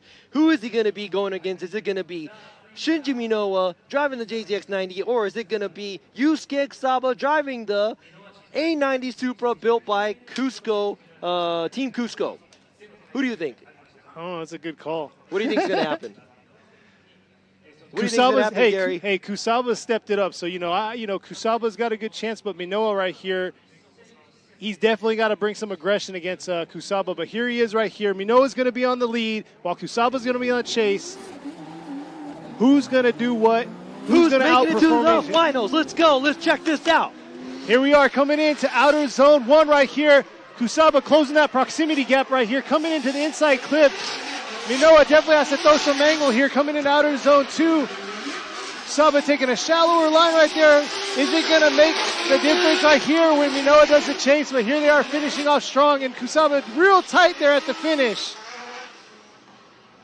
Yeah, he might tone it down a little bit. He might have made a little mistake there coming too tight in that outer inside clip 2. Yeah, so it looks like Minowa was actually he's throwing a lot more angle at entry than how he's been all day. So I think that's very impressive. He is making it out to the outside zone the whole time. Kusaba looks like he has to keep up by taking a smaller line throughout the whole track. And right here, this hurts him a lot because he dips his front right tire off course just to keep his proximity behind Minowa. So I think Minowa is pretty much doing what he's supposed to be doing as a lead car, and the chase car Kusaba is cheating the line a little bit, but he's showing us a little bit of dominance over the proximity. And now we're going to see how Kusaba is going to be leading and what Minowa is going to do behind him and give him chase. Yeah, so Minowa is definitely going to have to step it up here, close that proximity, keep those zones covered.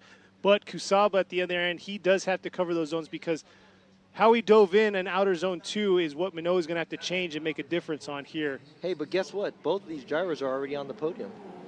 Oh, you're right. Because Hibino, But I'd rather be on the first. Oh, pylon touch. Pylon touch. Let's buy T-shirts. Pylon touch.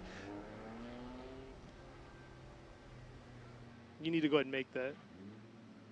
Make it happen.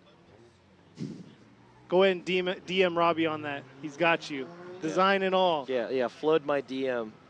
I ain't going to do anything about it either. All right, here they are lining back up. Hopefully we don't get another pylon touch. I think we're a little tapped out on pylon touches. Yeah. Who is going to go against Tetsuya Hibino in his Liberty Walk S15? The Liberty Walk team was being loud and chanty right next to us. They're up at the spotters station. He couldn't have been louder than me. That's true. I mean, especially since I got you in my ear and my headphones. So. Oh, I'm sorry. Hey, I didn't have to adjust my volume. You want to adjust my volume? Let me tone that down for you, then I'll just go back to the old me. I don't want to blow your eardrums out. Oh, that's why I got volume control, see? Oh, okay. We're high-tech here. Okay, so I could be loud? All right. Yeah, do it. Not sure what they're doing now. It looks like they're adjusting something. Oh, is he taking a competition timeout? Oh, I guess it's a competition timeout. So, so we get to talk more. What do y'all want to? What do y'all want to know? What do y'all want to hear? Yeah, what do you guys want to know? I know what you want to hear. Some engine revving, some tires screeching. Some door-to-door bumping. Greetings from Russia. Hey, how you guys doing? Come on, Kusaba. Yeah, that's right. Someone DM Rob. No, don't do that. Okay, so this chat is truly legit. Thank you. Cool beans. Thanks for watching, guys, from all over the world. I know it's like 3:40 p.m. There you go. Oh, 3:40 p.m. Oh, not a.m., right? No. Oh, that's not bad. No, just kidding. It's not bad. Yeah, but let us know what you guys want to. Come on, let us know what you guys want to hear. Unite.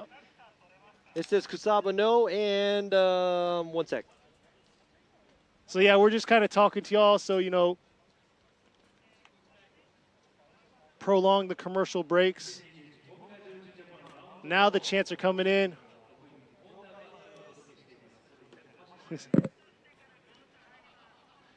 All right, so we'll be right.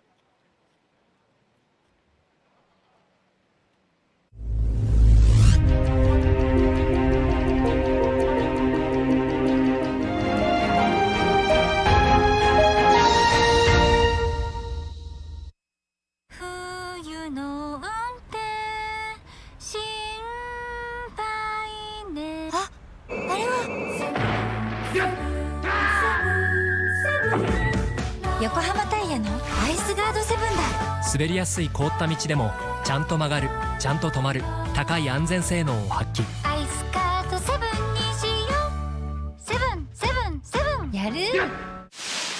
横浜やる。革新のカーボンベゼル。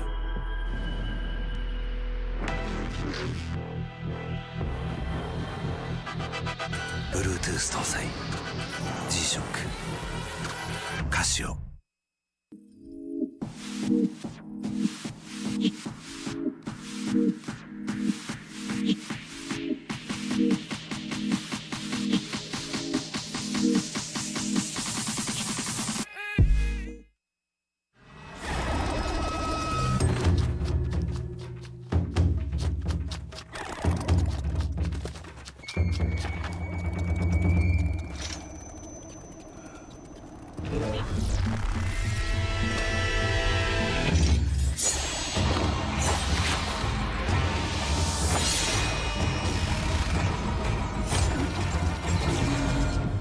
Made in Japan.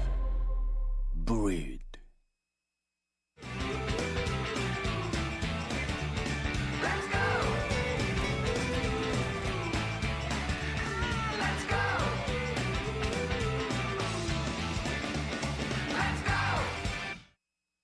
What's up, guys? It's Frederick Ospo, and I use RSR suspension on all my drift cars.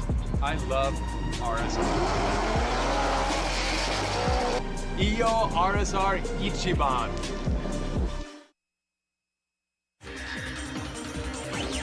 伝統と革新、小倉クラッチのテクノロジーを凝縮、チャンピオンを取るためのクラッチ、オグラレーシングクラッチ ORC。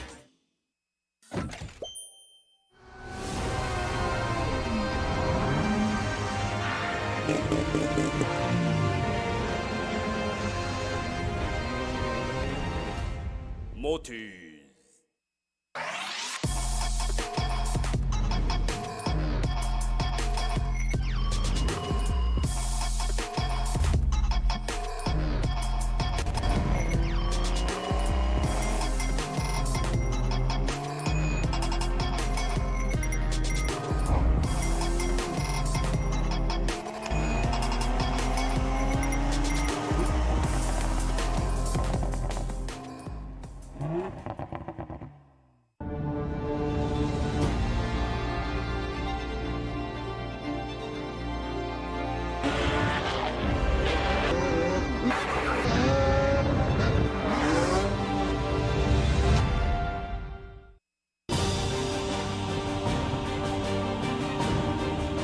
The brightness called brilliant, blinding and vivid, bounty. 冬の運転心配ね。あ、あれは横浜タイヤのアイスガード7だ。滑りやすい凍った道でもちゃんと曲がる、ちゃんと止まる、高い安全性能を発揮。アイスガード7にしよう。セブンセブンセブン。やる。横浜やる。革新のカーボンベゼル。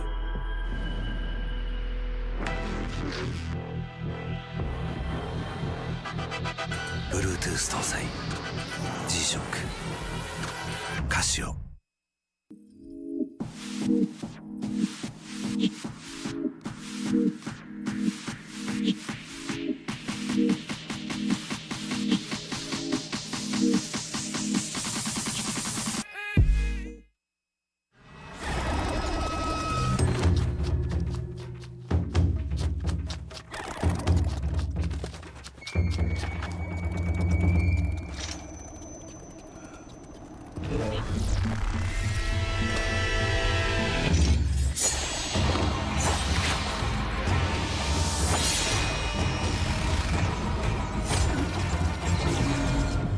Made in Japan. Breed.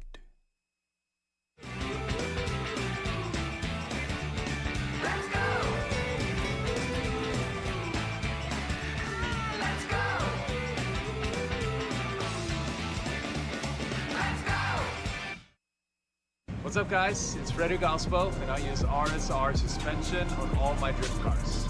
I love RSR. Iyo RSR Ichiban.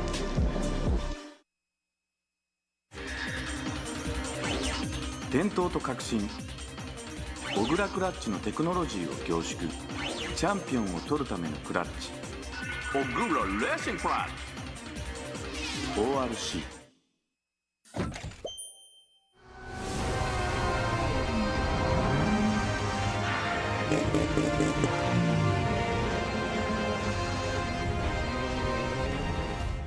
Motis.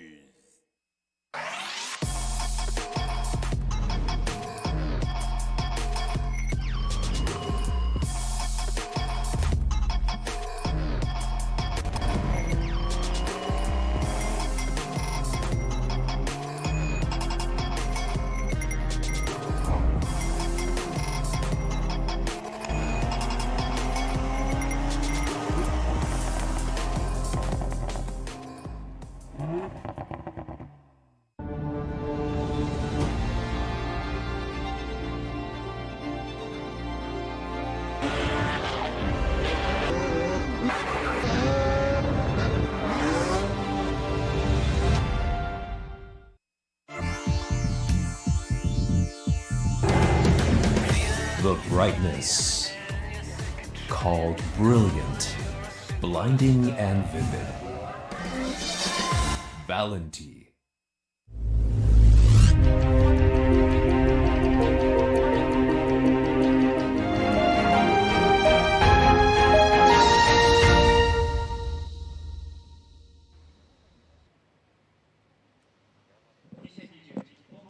Thank you all out there for sticking with us. We're back here at the G-Shock Presents Formula Drift Japan Round 4, finishing up here at Okuibuki Motor Park in the Shiga Prefecture.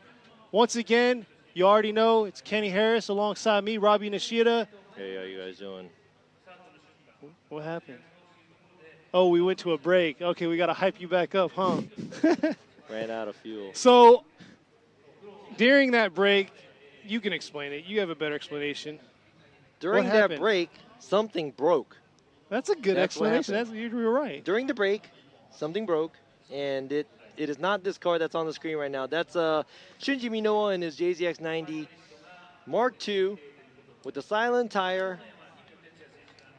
Yeah, so he's going to do his buy run because Yusuke Kusaba's Cusco Racing A90 Supra had an issue with this axle or diff or something, and they could not fix it within the competition timeout, so he is out. But he's third place.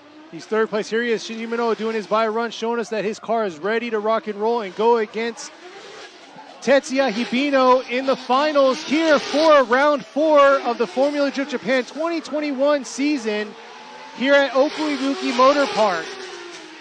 Beautiful job. He needs to run that same line of aggression against Hibino. But yeah, we made it to the finals here. Hibino and Minoa. Hey, think about it though. Minoa came a long ways from the beginning because he was knocked out at top 32, protested.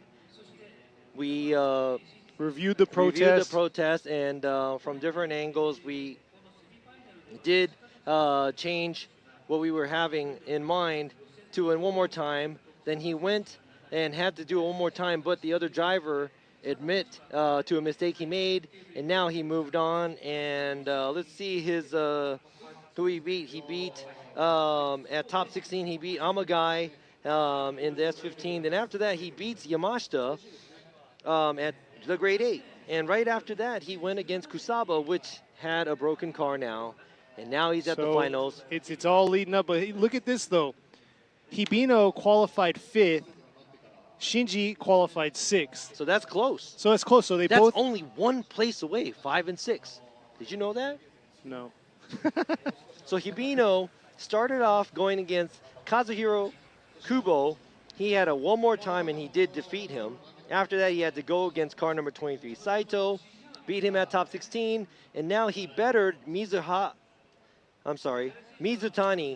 car number 963 at the grade 8. And now he, after a hard-fought battle between Hayashi Hibitayashi in the finals now. Now, these are both veteran drivers from the D1 days and now into the Formula Drift Japan.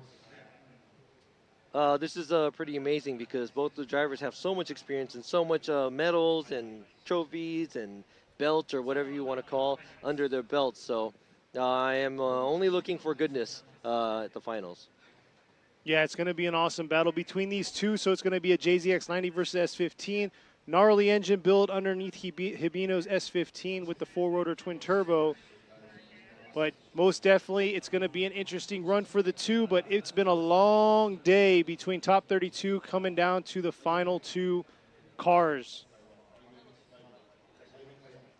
No, not really. It's not that long. It's not that bad. It's pretty. No, I'm just kidding.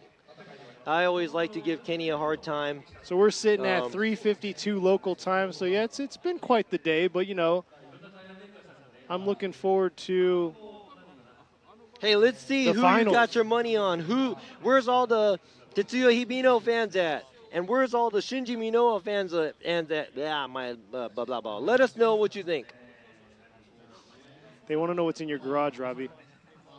What's in my garage right now? I have an R30 Skyline, 1983. Basically, I bought that car because that's the first car I actually, same exact thing, same color and everything that I bought when I was 16. So, no, I didn't smoke anything during the break. Yeah, he could use a coffee, though, yeah. Okay, am I running right now? What motor I'm running right now? The new car I have the VK45 in my Fuga, 4AG in my 86, and an FJ20 in the R30. So I do have another car that's coming, and I will be making a video of it soon, too. So, it looks like a lot of Hibinos. Hibino. R30 Skyline, that's right, for the win. Hibino. Shinji is cool, but Hibino gonna win. Man, just laying it out there. Robbie, you're baked. No, I'm not. I'm not. I just had to up my... He had to turn his energy level up. Yeah, I really had to because I was getting Hibino.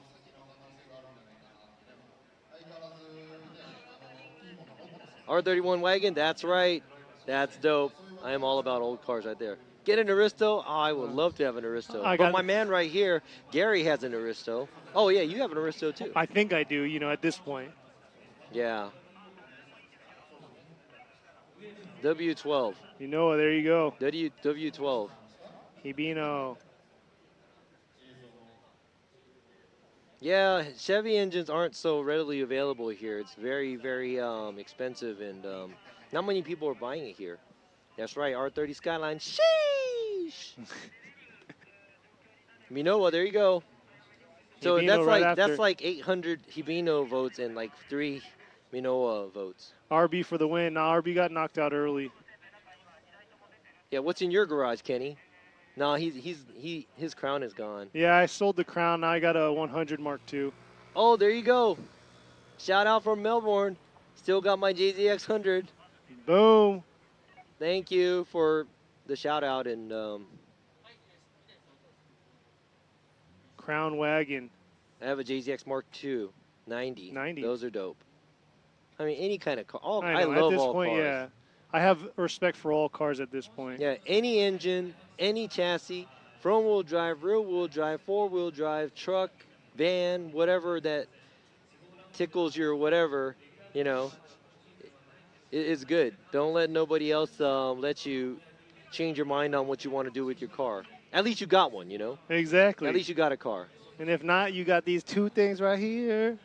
Are you talking about something else? Or your legs. Okay. No, these bright orange shoes. I thought you were talking about, These bright orange shoes. Oh, okay. That thing that hangs. Anyways, let's get back to, 4AGE. Hibino. Do you go drifting, Kenny? Yes, I try. I'm not going to say I'm good, but... Oh, there you go. LS400, 2 Accords and a Civic. 3S Beams, Altezza. Nice. S13. Man, see, all these guys, you guys are all drift lovers and Honda also Odyssey. car enthusiasts. So, good for you guys for... One, for sticking with us. Exactly. And then messaging us. We appreciate your guys' love, and everything you guys shout out to us. Stasia, there you go. Yeah, I mean... Where's everybody coming from? Give us a little bit of insight. You know what I'm saying? You know where I'm coming from? Yeah, right here. Is that what you're talking about? Okuibuki. There's our house on the screen, or where we stayed the last few nights. up until last night. But yeah, we were sleeping on these boards, and pretty much I thought I was in prison. It's not quite it's not American spec for my back. No, it's not. But I mean, it's really cool. It's a cool feel, and too bad that we got this whole Corona mess where we can't just go out and go eat and have a barbecue and stuff like that. So we're kind of keeping it on the DL. Because travel time from where this track is to the actual town where you can go to stores and stuff is about a 45-minute to an hour drive. So definitely it's a trek getting there. So that's why we kind of keep everything all inclusive and I have here. Canada, India, I have to tell you guys something that usually we have this acrylic screen in between me and Kenny because of the whole avoiding the Corona thing. But we said, you know what, we're just going to take it down because, I mean, I sit in the car with them for like 8 hours straight or whatever traveling. So we usually sleep in the same room. Exactly. No offense. So it's like if he's got it, most likely I got it. But we also wear masks when we're talking, so that's another safe boundary. But yes, be safe out there though. Anyways, wear your mask. Be safe. We need to get past this coronavirus. And like you talked about before, it's a dark time right now. It is a dark time, hard. so make sure you're talking to one another, keeping in contact with one another. Hey, and I know video gaming and online gaming is a huge thing, so get out there, get online. And no bullying either, okay, please? Yeah, Robbie. I don't ever do that. Dude, I need a hug right now. Here, I got you. All right, so let's see the lineup to the left on the screen. That is Tetsuya Hibino driving the LB Racing S15 4-rotor twin turbo. Going against Shinji Minoa, number 90, in his JZX 90. Insane. He actually had that shipped to the States. It was in storage in the States for a year, and now it's ready to rock and roll. His JZX 100 that he had before suffered some damage with the engine, but here he is. This 90 especially does not have a quick change in it, and it has a front radiator as well. So it's a very, very, very basic build. It has the stock fuel tank in the trunk. This is a very basic build, so let's see who's going to come on top right here. Here they go, our finals right here. Our lead run by Hibino coming in. Our last 2 runs of the day, hopefully, or we'll do it one more time, but hopefully we're not there. Let's see who can get it right here. Beautiful job by Hibino taking Outer Zone 1. Let's see how he's going to do for Outer Zone 2 here.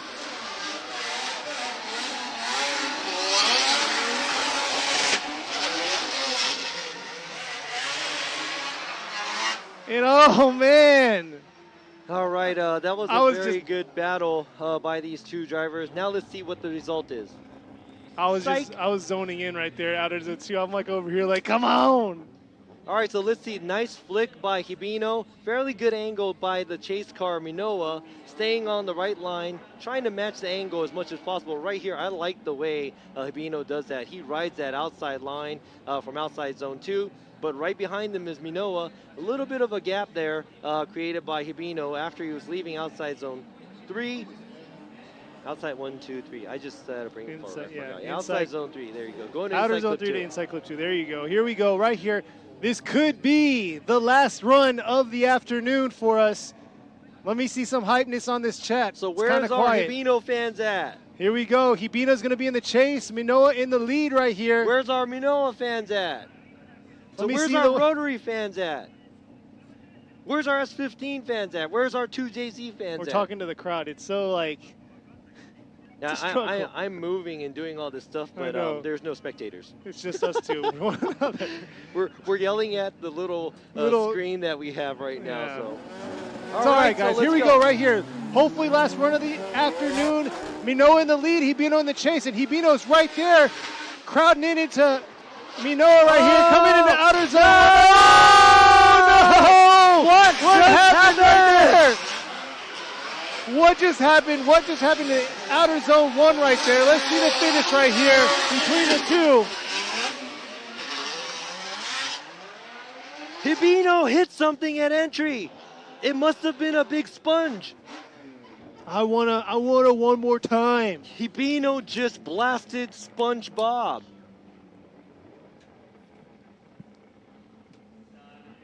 Hibino just killed SpongeBob on the racetrack right here. Oh, no.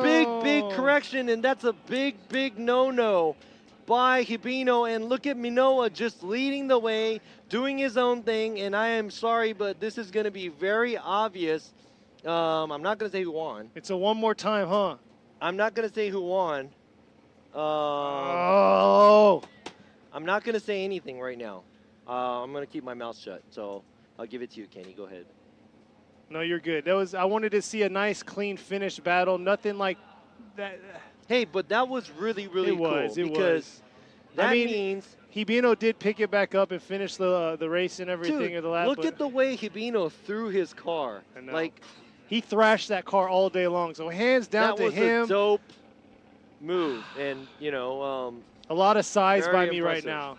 See, everybody wants it one more time. I agree.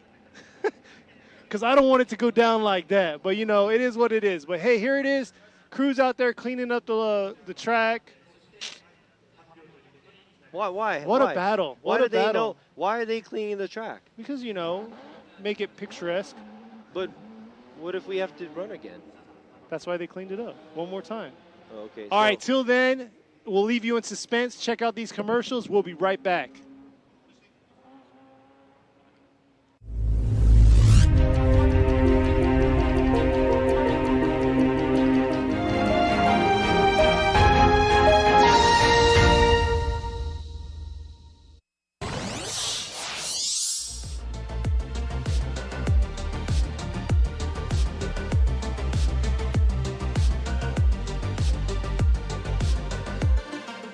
뉴 J4 誕生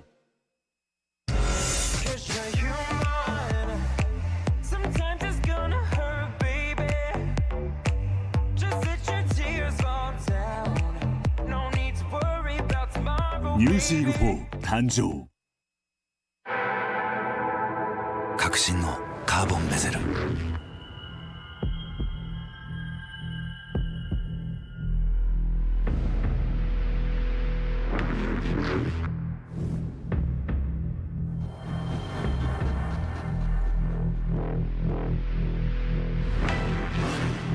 Bluetooth 搭載 G-SHOCK カシオ前後にカメラドライブレコーダー広範囲そして高画質前後にスタービスと HDR 機能を搭載スタービスで夜でも明るく撮影 HDR で白飛びを軽減日本製ドライブレコーダー ZDR-035 コムテック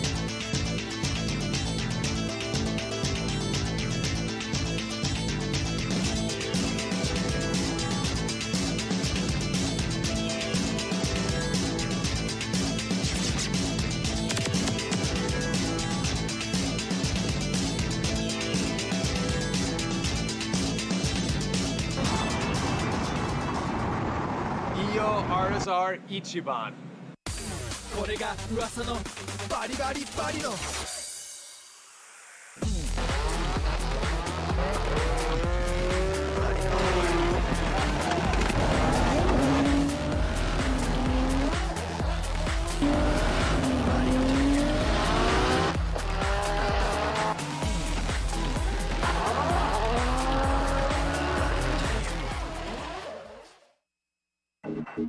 バリのタイヤ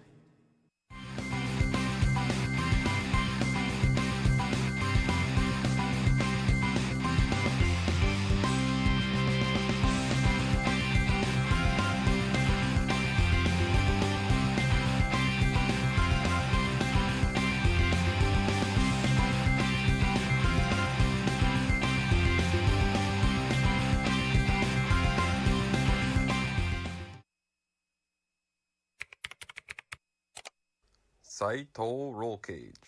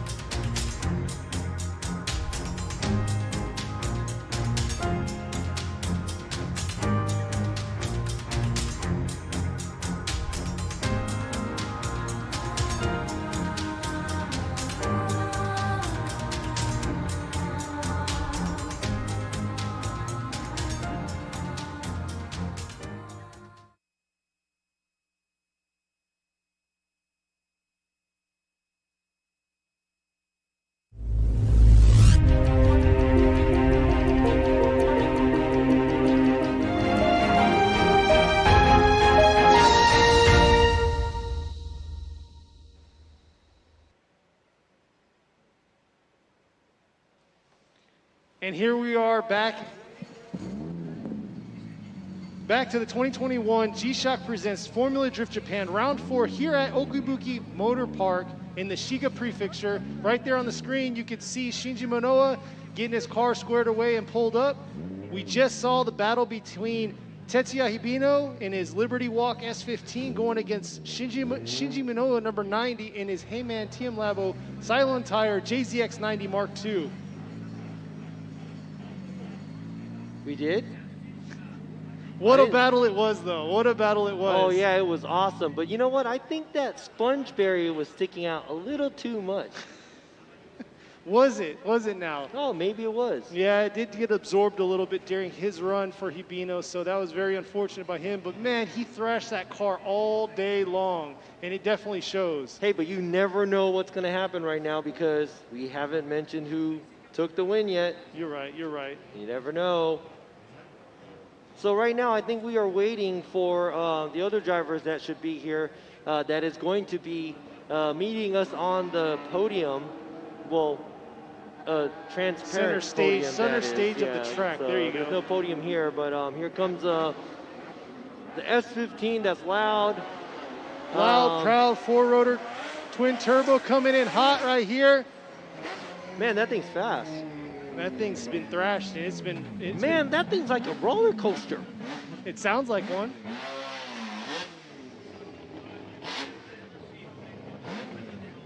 Some insane driving though today by Hibino right there, pulling up, shutting his car down.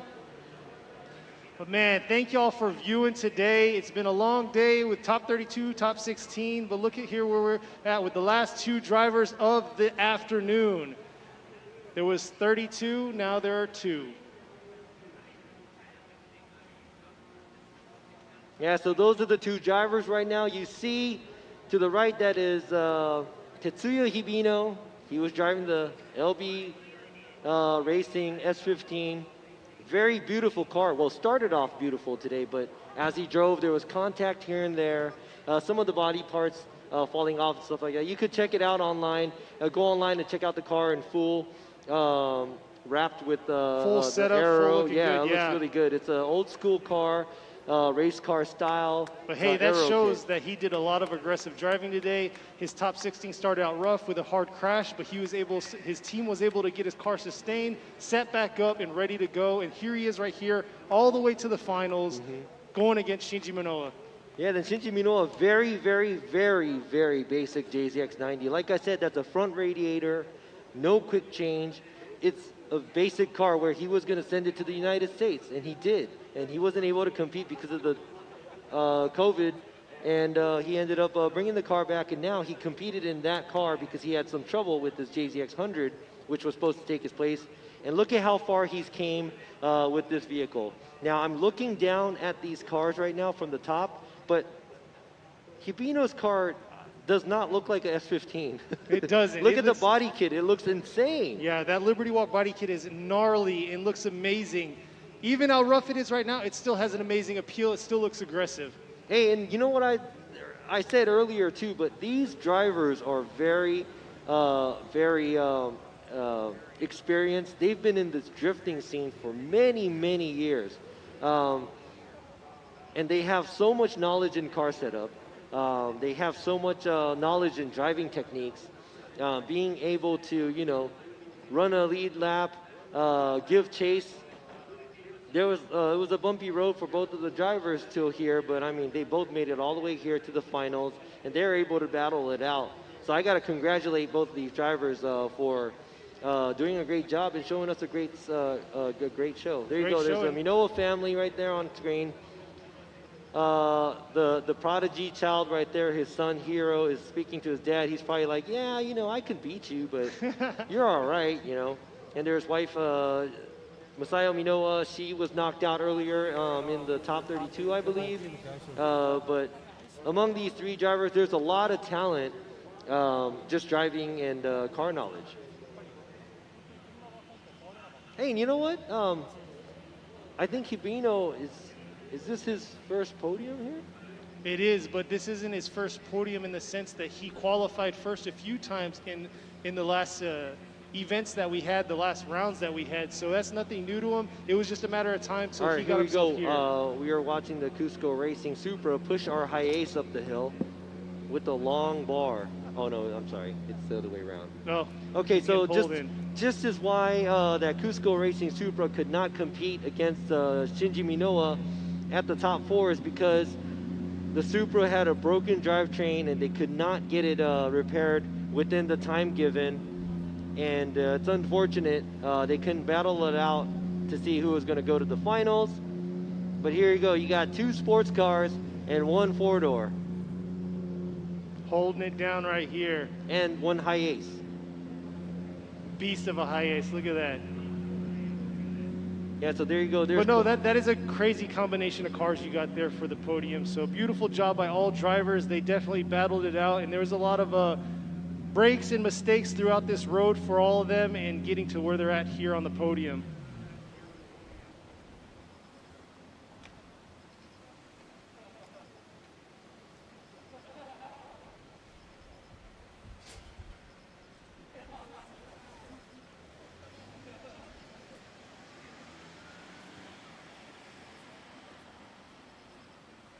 So we're going to go ahead and get Kusaba's A90 Supra set up in place. I think they don't want to spend any more money on gas. Gas is getting kind of expensive these it's getting days. a little expensive, so got to try to save gas. But you know what? It's a race car. It's made to guzzle gas. You're right on that.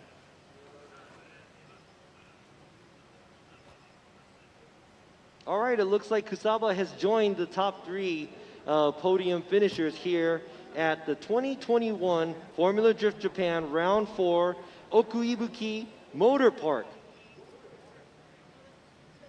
All right, so let's move along, and we're going to go ahead and announce the top 3 podium finishers and the drivers.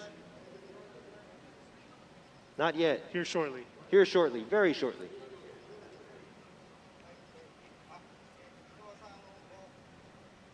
Okay, drum roll. Let me see the virtual drum roll, everybody. Drum roll, drum roll. They're creating a long lag and suspense in this, so here we go. Waiting for the right cue. Got all crews out there ready to go. So here we go. Landing in 3rd place, he ranked 7th in qualifying with Team Cusco Racing in the A90 Supra, number 770, Yusuke Kusaba. Woo! Congratulations. Great on job. 3rd place podium. He has podiumed before, but not with this car. This is the first podium he came, and it's been a long battle, and it looks like he's been progressing every year, and they're very impressive driving today. Congratulations.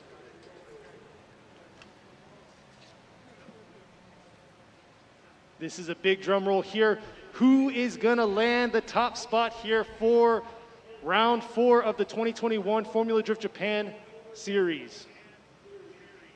All right, so the winner of Formula Drift Japan 2021 round 4 Okuibuki Motor Park goes to driving the Heyman TM Labo Silent Tire JZX90 Mark II, car number 90, Shinji Minowa.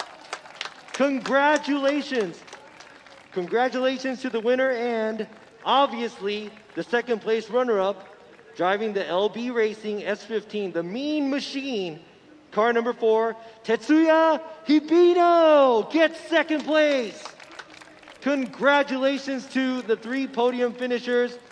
Great driving throughout all day with the bad weather yesterday, coming in with the nice sunny, nice environment that we are in here. They have definitely battled all track conditions, I must say. And this is the first, this is amazing to be here for Top 32, have awesome weather all day long, and then see these crazy battles on this technical and real difficult track that we have here at Okuibuki Motor Park. Yeah, so this is a one-of-a-kind track. So, very interesting place to be at. Very exciting driving, a lot of smoke. But let me go ahead and ask the winner, Shinji Minowa, a question about his feeling right now, driving the car that he was supposed to drive in the States and coming back. And it's been a little while since he's been on the podium. Now he's on the top. さあ、箕輪選手おめでとうございます。はい、ありがとうございます。この車両は FDUSA に向けて去年アメリカに行って帰ってきて、で結局今乗ることになって、でちょっと新しいタイヤだったり、まあ表彰台から遠のいていた時期があってここで優勝した気分どうでしょう。本当にこう嬉しいです。久しぶりの表彰台ですね。まあ本当スポンサーの皆様や家族、結構表彰台から遠のいてたんで、こう信じてこうついてきてくれる仲間に本当に感謝してます。やっぱりこう自分の腕だけじゃなくてチーム力で今回は本当に勝てたと思うんで、ちょっと32とかでいろいろまああったんですけど、これからもちゃんとバシッと審査員を悩ませずに来てるようにいい走りを出していくんで、応援よろしくお願いします。ありがとうございます。All right, very touching comment by him. And yes, he has been away from the podium for a while. And he said he wouldn't have been able to make it back here without his support of his family and sponsors. They believed in him. And he said today his team worked really, really hard to get him back on track. And he said a lot of things happened at top 32. And he thinks that it's his fault that he didn't do a good enough job where he's putting it into the judge's hands. So he said from now on, he's going to be driving really hard so that we don't even have to worry about judging because he's going to try to perform as well. Congratulations. おめでとうございます。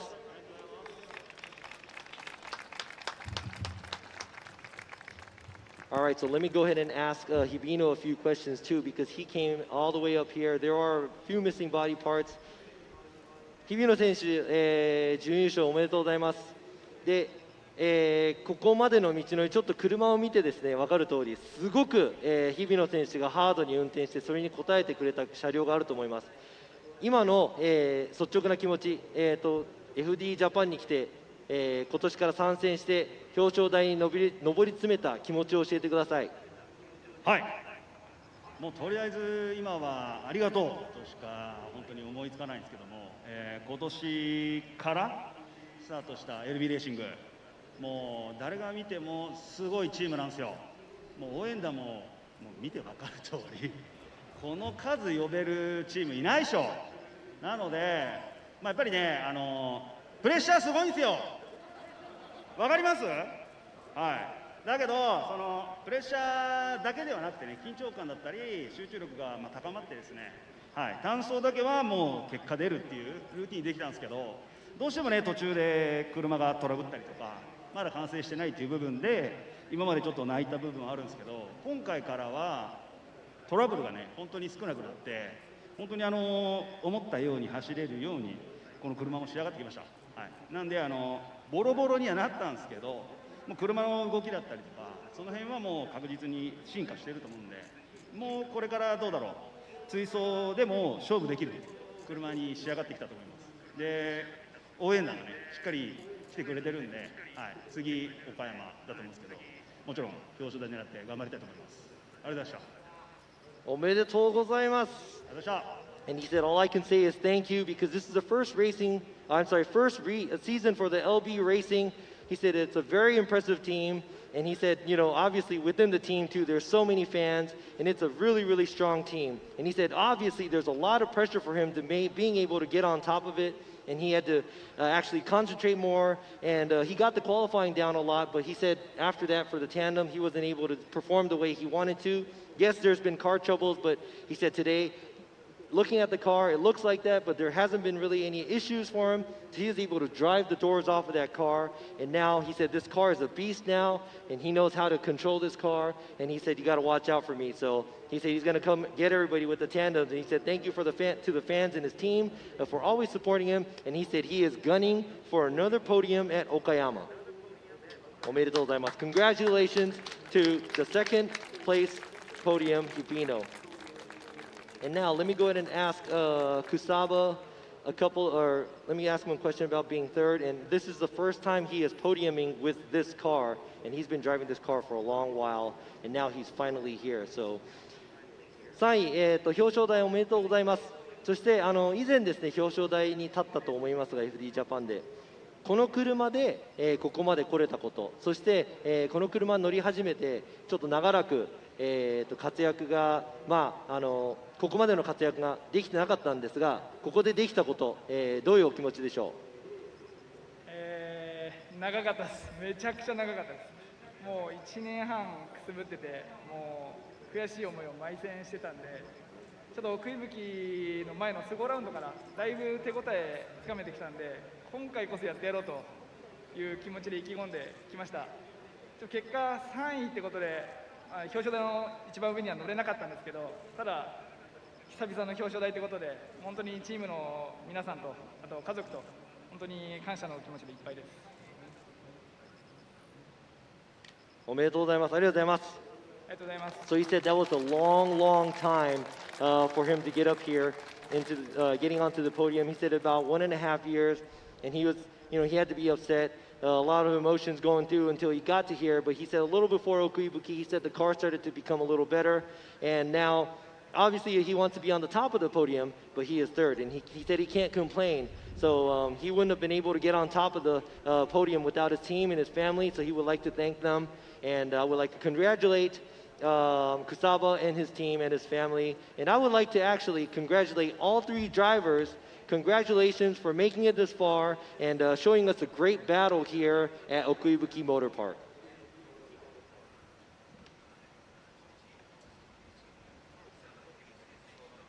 All right, so let's go ahead and start the trophy presentation right here. We're just going to do it right here because not trying to move around and bring too many people around because of the whole situation. So right here, the other judge, Yoichi Imamura, is going to be presenting the trophy for first place winner, Shinji Minowa.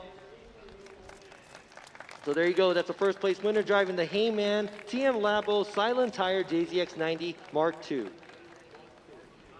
There you go. That's the price board. Look at that. And he's got a G-Shock watch as well.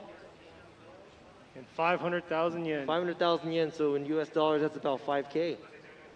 That's a good dinner right there. It is. Really good dinner. Or gas money going Gas home. money, yeah. No, he's probably like, yeah, I got to repair my car and stuff. So, all right. So let's see this. Our other judge, Yoichi Imamura, is down there. He will be presenting the second place. Actually, he is giving it to Mr. Kato from Liberty Walk, and he is actually giving it and presenting to Hibino. Congratulate these guys. It was probably something that they thought of and said, hey, let's try drifting. And now he made a team. Hibino is his driver, and they built this crazy car, very loud and very out of the ordinary, extreme car. I mean, it is, and how many other rotaries are in S15s in this world, right? 4 rotors at that are twin turbo. So yeah, definitely amazing car, amazing sounding car, and amazing looking car. Yeah, congratulations to Hibino. That was a great way to go into Okayama. I guess this is like mid-season right now. So let's go ahead and now go on to the third place podium. Once again, Yoichi Imamura will be presenting the third place trophy to Yusuke Kusaba, driving the team Cusco Racing A90 Supra. There you go, look at that. If you guys ever see Kusaba, he speaks English too, so don't be afraid to talk to him. And there you go, that's 100,000 yen right there. And a G-Shock wash once again. Amazing job by all these drivers here. And like they said, this is actually the first time me seeing them podium during my time up here as a commentator. So congratulations to all of them. New faces on podium, mixing it all up for the points battle. Yeah, now I want to see what the championship is going and how far it's going. Because I know Yamasa is probably still leading, but I'm pretty sure there's a little bit of a difference there underneath him who's going to be moving up and falling down. Yeah. So we do have 2 more rounds of Formula Drift Japan. We have Okayama after this, and we got Fuji. We're back in Fuji. That's 2 international tracks. And it's crazy because Okayama is going to be a doubleheader. It's going to be round 5 for Formula Drift Japan, but also it's going to be round 4 for FDJ2. Are you so that's serious? going to be a jam-packed weekend. Are you serious? So you guys got to make sure that you mark your calendars. Make sure you tune into the live stream that we're going to have for the next round at Okayama and also in Fuji. And I believe FD Japan round 5 is Okayama International Circuit. That's going to be October 9th and 10th. Same weekend, round 4 of FDJ2 is going to be October 8 and 9. So actually there's 3 days of a lot of fun, very beautiful track. A lot of live streaming for sure. You're going to have qualifying for both rounds, or for FDJ2, but you're going to have top 32 for both rounds also. So it's going to be a lot of live going on. Yeah, then it's going to be a lot of talking from me and Kenny, and you're going to be hearing a lot of us throughout the weekend. But if you guys don't mind, you guys could stick around. But congratulations. Look at this. 3 gentlemen here holding up their carbon trophy. I know a lot of people want to get one of those. I have 2. I have 3. I have a picture of one.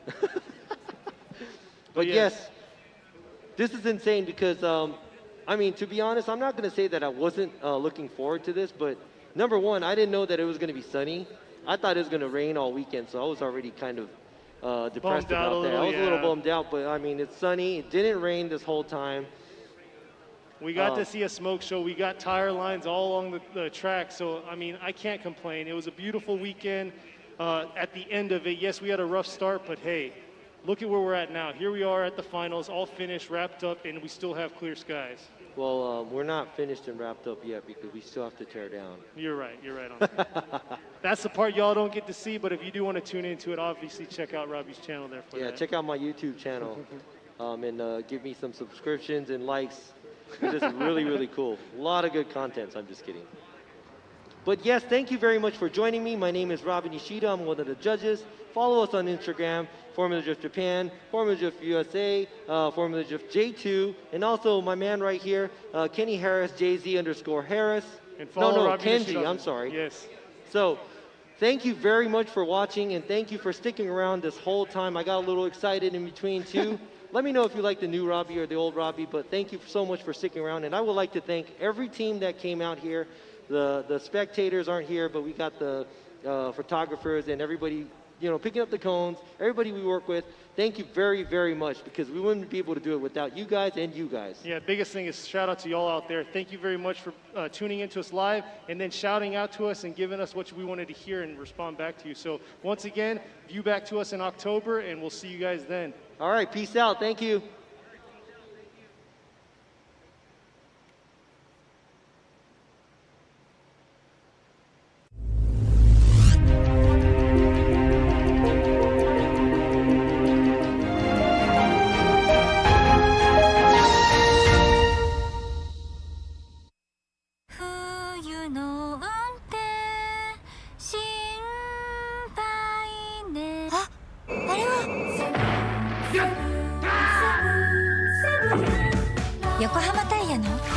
.7 だ。滑りやすい凍った道でもちゃんと曲がる、ちゃんと止まる、高い安全性能を発揮。アイスカート7にしよう。777やる。横浜やる。革新のカーボンベゼル。